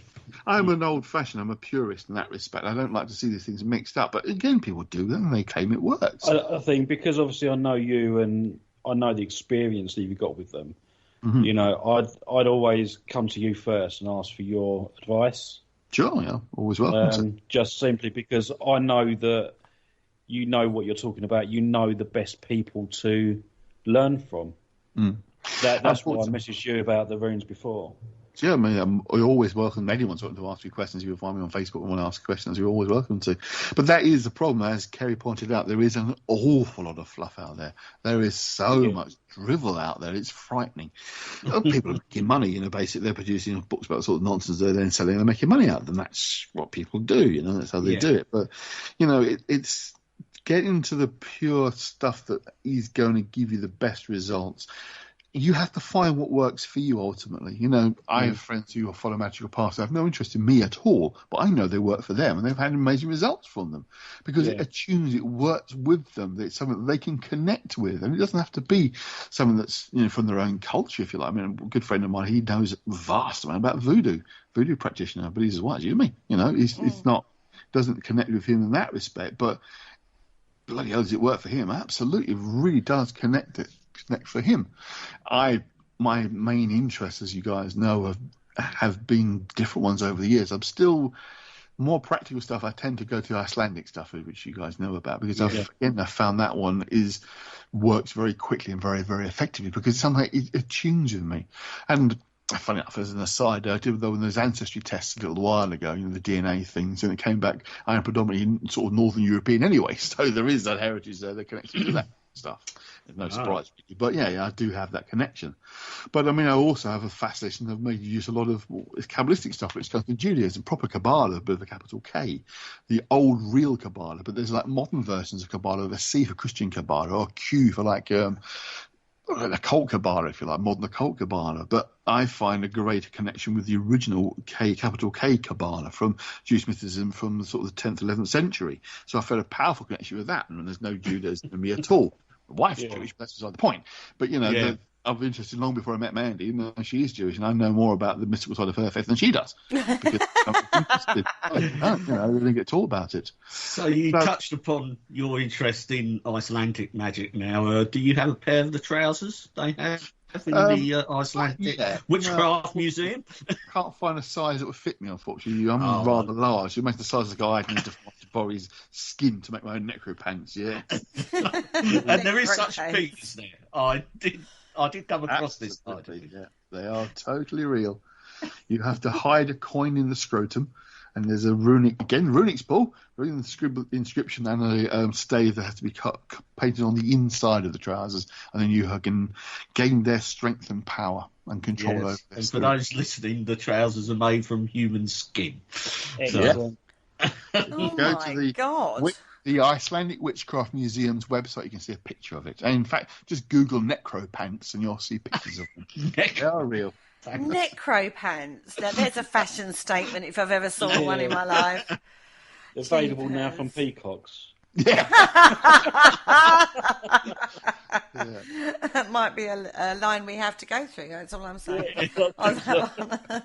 So, Andy, you've progressed so far through your journey. You know, where do we go from here? Because there's so many different avenues you've gone through and researched, and I'm always in awe of your focus and your concentration when you look into something.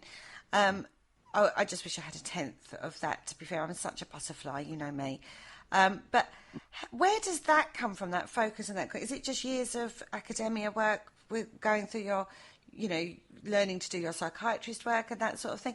Where does that come from? Pure obsessiveness. I get obsessively involved in things. It does have positive benefits because those people in high academia also have the same problem, because you get totally wrapped up involved in something. But some would say it's a problem. But yeah, I get totally absorbed by things, but it's an obsessive nature. That's just me. That's why. Because I totally get complete. I mean, before I started writing the book on Dante, which I've been fascinated by for years, I had about 10 books on versions of the Inferno and books about Dante's life. I now have 2 shelves full, probably sort of 30-odd books I've bought and read, because I can read incredibly fast as well, which is also really helpful. So I really get into a topic. When I decide I want to write about something, I'll grab everything I get my hands on to read. Sometimes you read about 2 pages and think it's rubbish and end up sending it again. But often I keep them because for future reference. I mean, the Dante book itself is only 10,000 words because it's a monograph. It's a short series of short books. Well, I have every intention of returning to it and writing a much longer book on the topic, because there's so much I discovered and thought I just can't fit into this and I have to leave out. So I'll go back to it. But yeah, I mean, it's what resonates, what connects. I mean, a few years back, my book on what witchcraft, traditional origins of witchcraft, began because all the modern witchcraft stuff, I thought there's got to be some kind of history behind this, and my interest in folklore, which has been an abiding interest. And the interest in the folklore often leads to the other paths, you see, because it talks about magic in those, both high and low magic. So we got very much wrapped up in that, and ended up with a library full of very old Victorian folklore books, which contain all the magical spells that are in the Wicked Short Decay. But as I say, my abiding interest has always been, probably for the longest time, probably is the Kabbalah. That's been the source. And again, the theosophy stuff, the Kabbalah was something that it's come from Jewish mysticism. It's firmly rooted now in Western tradition as well. So that became like the launch pad for a lot of other material, like the grimoires, which again came seen as Kabbalistic, the John Dee stuff. There's a connection there, the Kabbalistic stuff there. Dee didn't write about the Kabbalah specifically, but he was obviously aware of elements of it. And there are Kabbalistic elements to the Enochian magic. So it's kind of encoded beneath the surface. It's not obvious, but you can see there are parallels. And when you read about the sort of angelic forces of the Kabbalah, which are not the same as angels of the Bible, they are different, but they are more closer to the Enochian entities, if you like, than any kind of Christian angel entity. So there are those parallels going on there. So the Kabbalah and the Golden Dawn have been the sort of source of interest, but I couldn't have gone off, and I discovered the Icelandic staves again. Funny enough, it's a Stephen Flowers, Richard Thorson book he wrote on Icelandic magic, and just the look of them. There was something about them that resonated with me in terms of their appearance. That's why I find those. So that's the book that's in my Amazon basket now. Oh, good. That's put the Icelandic magic, definitely. Let me double check. It's the best one on the runes he's written. I'll get back. Rune lore is very good. It's quite actually, if you don't be a good reading, that's probably the most in depth he wrote. Rune lore, Lore. It's probably one of his best. But you can get different levels of Stephen Flowers' writing as in terms of how deep you want to go. There's good, almost introductory stuff, and there's good, real detailed stuff. Mm-hmm. But I'd say it's finding what works for you. What path explores, what is most effective for you. What works for you with your energy signature, what you resonate with. I personally tried runes, didn't get on with them at all in any way, shape or form. And I actually gifted them on because I was like, I'm never going to use them. That's just not my bag. Whereas, Paul, you've been very drawn to those, haven't you? And it was something... All of a sudden, you was just like, no, I'm going to get a set. I'm going to have them and work with them. And this is part of your own spiritual pathway, which you never thought you'd get on. No, absolutely. I mean, I've always been told for years that I'm a healer, but I've never really wanted to pursue that. But obviously, the more I learn about different paranormal aspects of things, there's certain things that are jumping out at me. And that's where I'm learning and going down those paths. That's how to do it, definitely. Part of runes is part of it. I've always been interested, never really had anyone that had any before. And then when you come up to us and said, I've got some runes for sale, I was like, yep, take me money. That's often the best way, though. That kind of coincidental synchronous event. You're thinking about them, and then they physically appear in the real world for you. That is synchronicity, and that is synchronicity. That's what it's supposed to be. Where an internal process, are you thinking about them, marries up with an external reality, as in there's a chance to buy some. Whoa, it's perfect. That is absolutely right, and how it should work for you.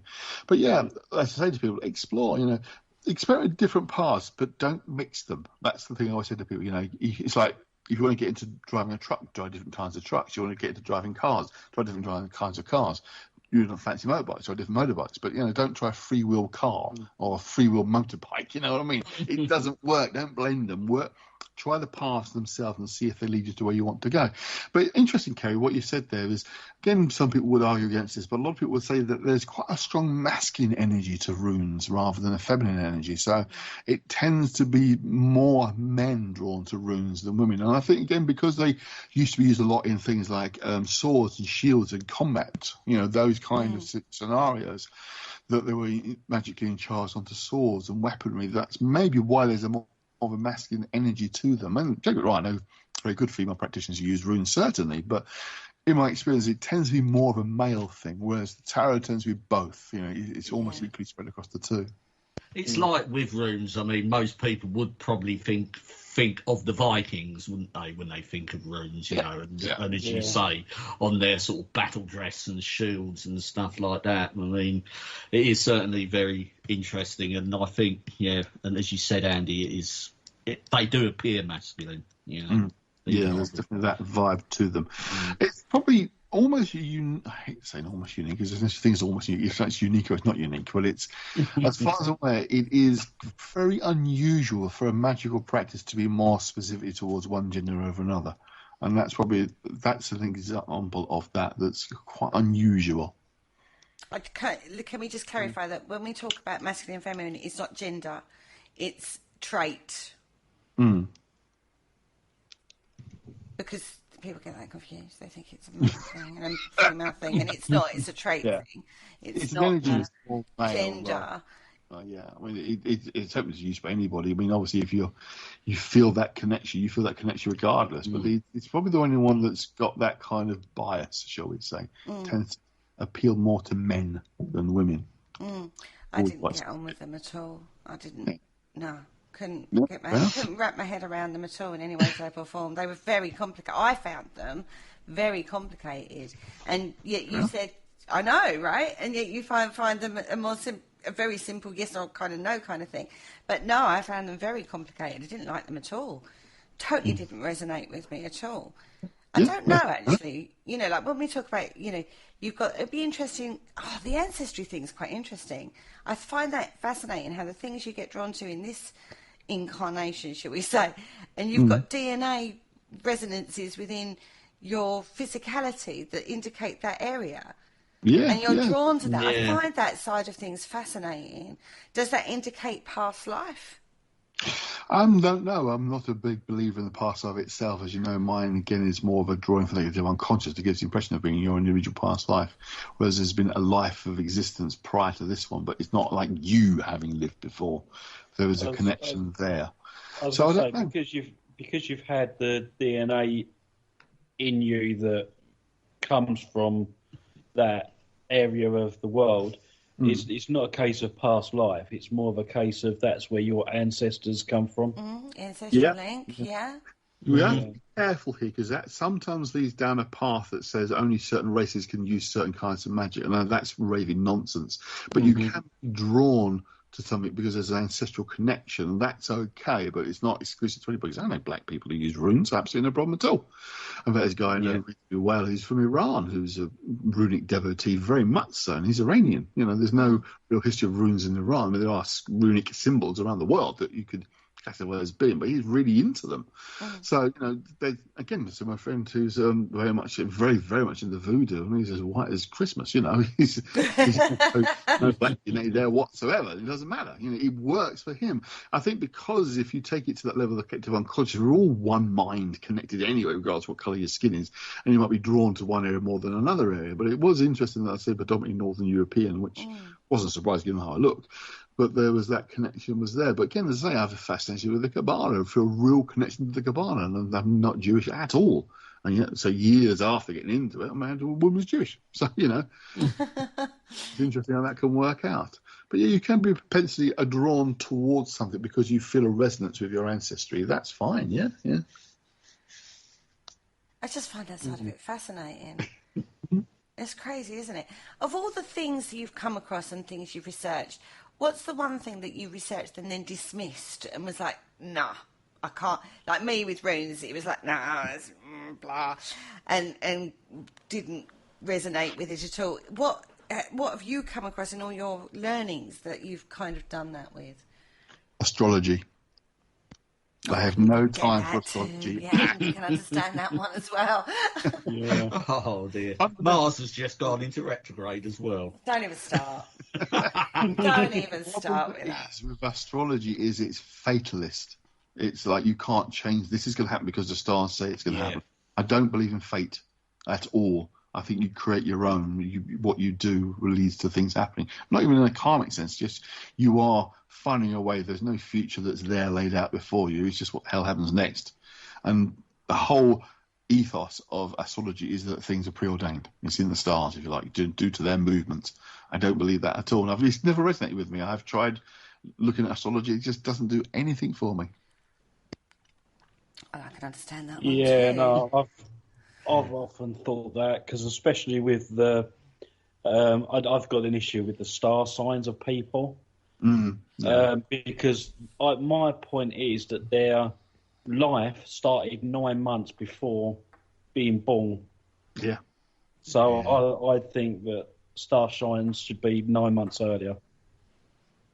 It changes the whole system for everybody. So you would need to know the literal point of conception to read the stars for that particular babe, rather than... I mean, also things like the length of the years. Yeah, but then... date orders have changed. So the medical profession can pretty much give you a good date, rough idea of when you're going to be born. So you just work back 9 months from there. Anyway, that's totally different. Let's get back onto Andy. Before going down that particular concept. An interesting idea. That is an interesting idea, that sort of your sign at conception rather than at birth. Assuming it's 9 months ago. Yeah, that's interesting. But there's it does have an effect. Yeah, I think because if you think about when astrology first came into being, if you like, they would have no idea, the gestation period of a human being. It was like, well, maybe that kind of length of time, maybe a few months. There's no bulge to be seen at first. They probably thought, you don't really show that you're pregnant until a good few weeks into it. So they might have thought the gestation period lasted maybe only 4 months or 5 months, because that's how long you see a bulge. So we didn't. We only now, much more modern times, understand the 9 month period. So I get the point you're making there. But also, I was going to say, the other problem with it is that our calendars have changed. In the 1400s, I think it was, they removed a number of days from the calendar because it was getting out of shape. It was the seasons were getting moved because of it, and there were riots in the streets because people thought they literally lost like 15 days of their life, that they're going to die 15 days earlier than they were supposed to. That's one hell of a pay cut as well, isn't it? Yeah. Well, yeah. But it changed. I mean, you think July and August were added to our calendar by the Romans, Julius Augustus, going back to Caesar. The calendar was rearranged. We used to have a lunar calendar of 13 months, and now we've got a solar calendar of 12 months. All these things have changed the dates and the time frames. So how can astrology have always been the same if these times are changing? The number of planets that are out there. Astrology's started with only like sort of 5 or 6 planets, and they've had to readapt themselves. So how can that work? I've always had those problems with it. So astrology for me, nah. It's very complicated, I find astrology. It is. Far too much learning for my liking. Fundamentally, the idea that it is... Although we did have great pleasure looking at the Chinese that one. Yeah. Yeah, we found out someone we knew was a pig. Yeah, anyway, moving swiftly on. Now... Okay, so, Andy. Yes. Have you ever been in conflict between your work that you do esoterically and the work you do as a job? Do you know what I mean? You've got very different perspectives. You're very psychological. You know that side of things. You've got a lot of work that you do. That's your day job at the end of the day. But then you've got this other side of you. And how do you deal with the conflict that sometimes raises? Or do you find that it's not a conflict? It's not a conflict. There's no conflict at all. Because, as I say, fundamentally, I go down to the Jungian path. It's collective unconscious. You're dealing with whether it's in my day job as a psychotherapist, dealing with the effects of their emotional states due to experiences, or it's to do with the nighttime pursuit, if you like, of studying the occult, you're dealing with the same energies. It's doing the same things that are happening. You know, as I've said before, I don't believe in things like aliens and ghosts, even in the conventional sense. These are manifestations of deep psychic energies within us that's still paranormal. It's still out there, but it's not dealing with sort of realms of the dead coming back to talk to us or anything like that. So for me, that connection works at both levels. I don't let my clients know what I do in terms of the ghosty stuff, because some might be a bit spooked. So I tend to keep that a bit quiet. But so you don't answer the door with your antlers on your head and stuff. With your necro pants on. Yeah. Indeed, because of the social distancing, because of the current situation, my office, as you guys know, is pretty large. So I'm much further apart now. I've had to cover up part of my bookcase with a cloth, a blanket during the daytime, so they can't see on the stranger books on the shelves, just before they couldn't do it behind them. So I've had to make that slight adaptation. But no one's ever noticed. It's a funny thing over these years. No one's ever noticed there's some damn weird books on that shelf behind them, and no one looks. They don't take any notice of it. It looks as it's supposed to look. The books they can see are therapy books. So that's fine. You know, the room looks like a therapist's office with the certificates on the wall, that kind of stuff. So, and, you know, it's one of those funny things occasionally has happened that sometimes a client has said to me, oh, you know, I believe in ghosts. Or this. You probably don't, do you? I said, I ain't saying a word. I'm saying that. I'd like to be a fly in the wall when that's brought up. Yeah, I would say at that point it's a case of, well, we're here to talk about you, not me. Not so many words and much more subtly put, but basically that's what I do. You know, it's about it. Although I always do tell them an absolute true story, which I'll tell you guys as well. Mm-hmm. When everyone talks about paranormal stuff, I talk about a client I had here in my office years ago. Now, the nature of what I do is people get upset, they get tearful, they're sort of crying and outbursts like that. And this guy, every time he got emotional, there was a crack noise in my ceiling. Quite loud, quite distinct. Wasn't once or twice. It was every time he got upset, there was a in the ceiling. It was very strange, and we both noticed it. But as every time he got upset, it was like an emotional release would cause this crack noise in the ceiling. Now, there's a space above because it's a conversion from the front of the house. So there is a space in there, but there's no way out there. There's no hatch or anything, so no one getting through what it was. But every time he got upset, and he was coming for months, it would crack like an emotional outburst, had a physical effect on the room. And funny enough, Carl Jung actually had a similar incident with a client he was seeing in his earlier days. But for him, it used to happen hours later. And there was one particular day we had Sigmund Freud round for dinner. And they were sitting having dinner at the table. And then suddenly the light flickered in the room and there was a crack in the table. Noise. And Jung said, don't worry, give it 2 minutes to happen again. And it did, much to Freud's amazement. And he said this same thing, a client he had, whenever she was there that evening, there'd be these noises. And it was Freud was his witness. It was actually happening. So there are real sort of historic examples. But yeah, this guy, as I said, I've never had it before or since, but I always tell that story and people are often like, oh, wow, you know, it's amazing. And it is. It's really strange. I can't explain that. There's a case study right there for you. I've come up with 2 case studies for you, Andy. Well, thank you. I think he's got enough on his own plate, to be fair, Paul. I don't think he needs you'll be asking him to write a blog next. Yeah. Give them a deadline, Paul. I'm afraid I only write when I get paid. Yeah, Paul. Me and Richard only write when we get paid. Yeah, that's right. Yeah. That's all right. So do I then. So, Andy, you're no stranger to the investigation world. You've paranormal investigated. We've been out with you quite a few times. It's always fascinating going out in the field with you because you bring a different level, should we say, to normal investigations. What's been your... I can't believe I'm asking you this question because I know the answer. So, for our audience, what's the strangest thing you've ever encountered on a paranormal investigation? I'm intrigued to know which one you think I was going to say. I was thinking you was going to say Winchester. Oh, yes. There's been a few stranger twos there. Yes. I mean, I have a connection with this place, Woodchester Mansion. This is quite surreal. There was a time when I was there almost every weekend for quite a few months when I was working with Fright Nights because it was so popular there. And I seem to really resonate with the place. I can give you various stories of different strange things that happen, including me apparently losing my head disappearing, appearing to levitate at one point, completely changed my form and appearance, and my voice totally changing. All those events happened at Woodchester Mansion.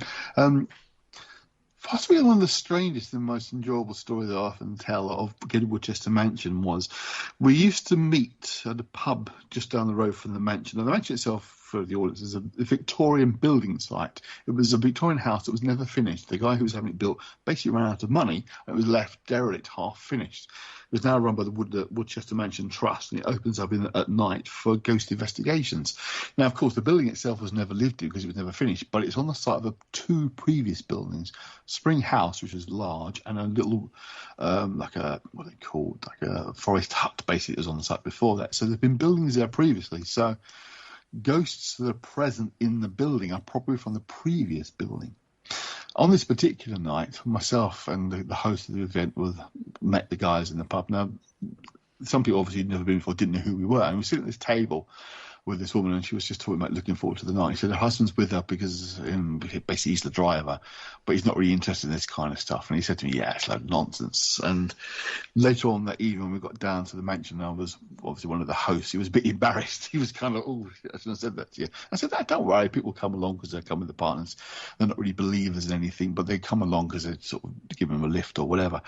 Anyway, that night, we had a dry thunderstorm, thunder and lightning, but no rain. We were on the first floor. It's a major long corridor.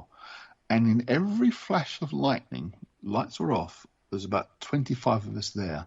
Every flash of light, you could see figures on the corridor, just the outline of people, like because the light's behind them from the flash of the lightning. And there were figures. And it was like no one did that part. And every time the lightning flashed, people would go, oh, ah! You could see them. And at the end of the event, the woman came over with her husband and said to go and tell him what you saw, tell him what I saw. It turned out the husband, the non-believer, was right at the front of the group. And he said, I don't believe it. I know I saw that. I don't believe in ghosts, but I know I saw those. That freaked the life out of him. He really was quite freaked out by it. And he was saying he was a total non-believer. And he said, no, there were figures. There were people standing in the corridor. It wasn't any of us. And it was the flash of lightning. So that definitely has a certain resonance with me, that strange place. And I haven't been there for years, to be honest with you. And I'd love to go back in. More recently, what I've heard, it's been very quiet there. But I think often with these sorts of places, and Paul probably agree with this, it depends on who's there.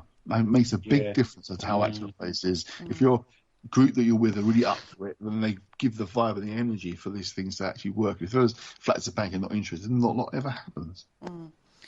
I do like those events where you do get like the non-believers, and then after like the end of the event, they've done complete change. Oh yeah, this guy and then they're believers. We had that at Fort Amherst. We had two young guys with us, and they were like, "It's a load of rubbish. We only come because our girlfriends dragged us here. We've just come for a bit of laugh, basically." 10 minutes they lasted before they decided they were believers. Oh, excellent. Brilliant stuff. On that note, we have actually come to the end of the show, and we have taken you on a whistle-stop tour from the depths of hell into divination with runes and a little bit more deeper into the world of Mr. Andy Mercer. Thank you so much for joining us, Andy. It's always a pleasure talking to you because you're a wealth of information. Oh, thank you. I always enjoy coming on. On that note, have got any other news to report, boys? No, I think that's it, really. I've got a blog to write, apparently. You do definitely have a blog to write. And on that note, we bid you all a farewell. Say goodbye, guys. Goodbye, guys. Goodbye, guys. Bye.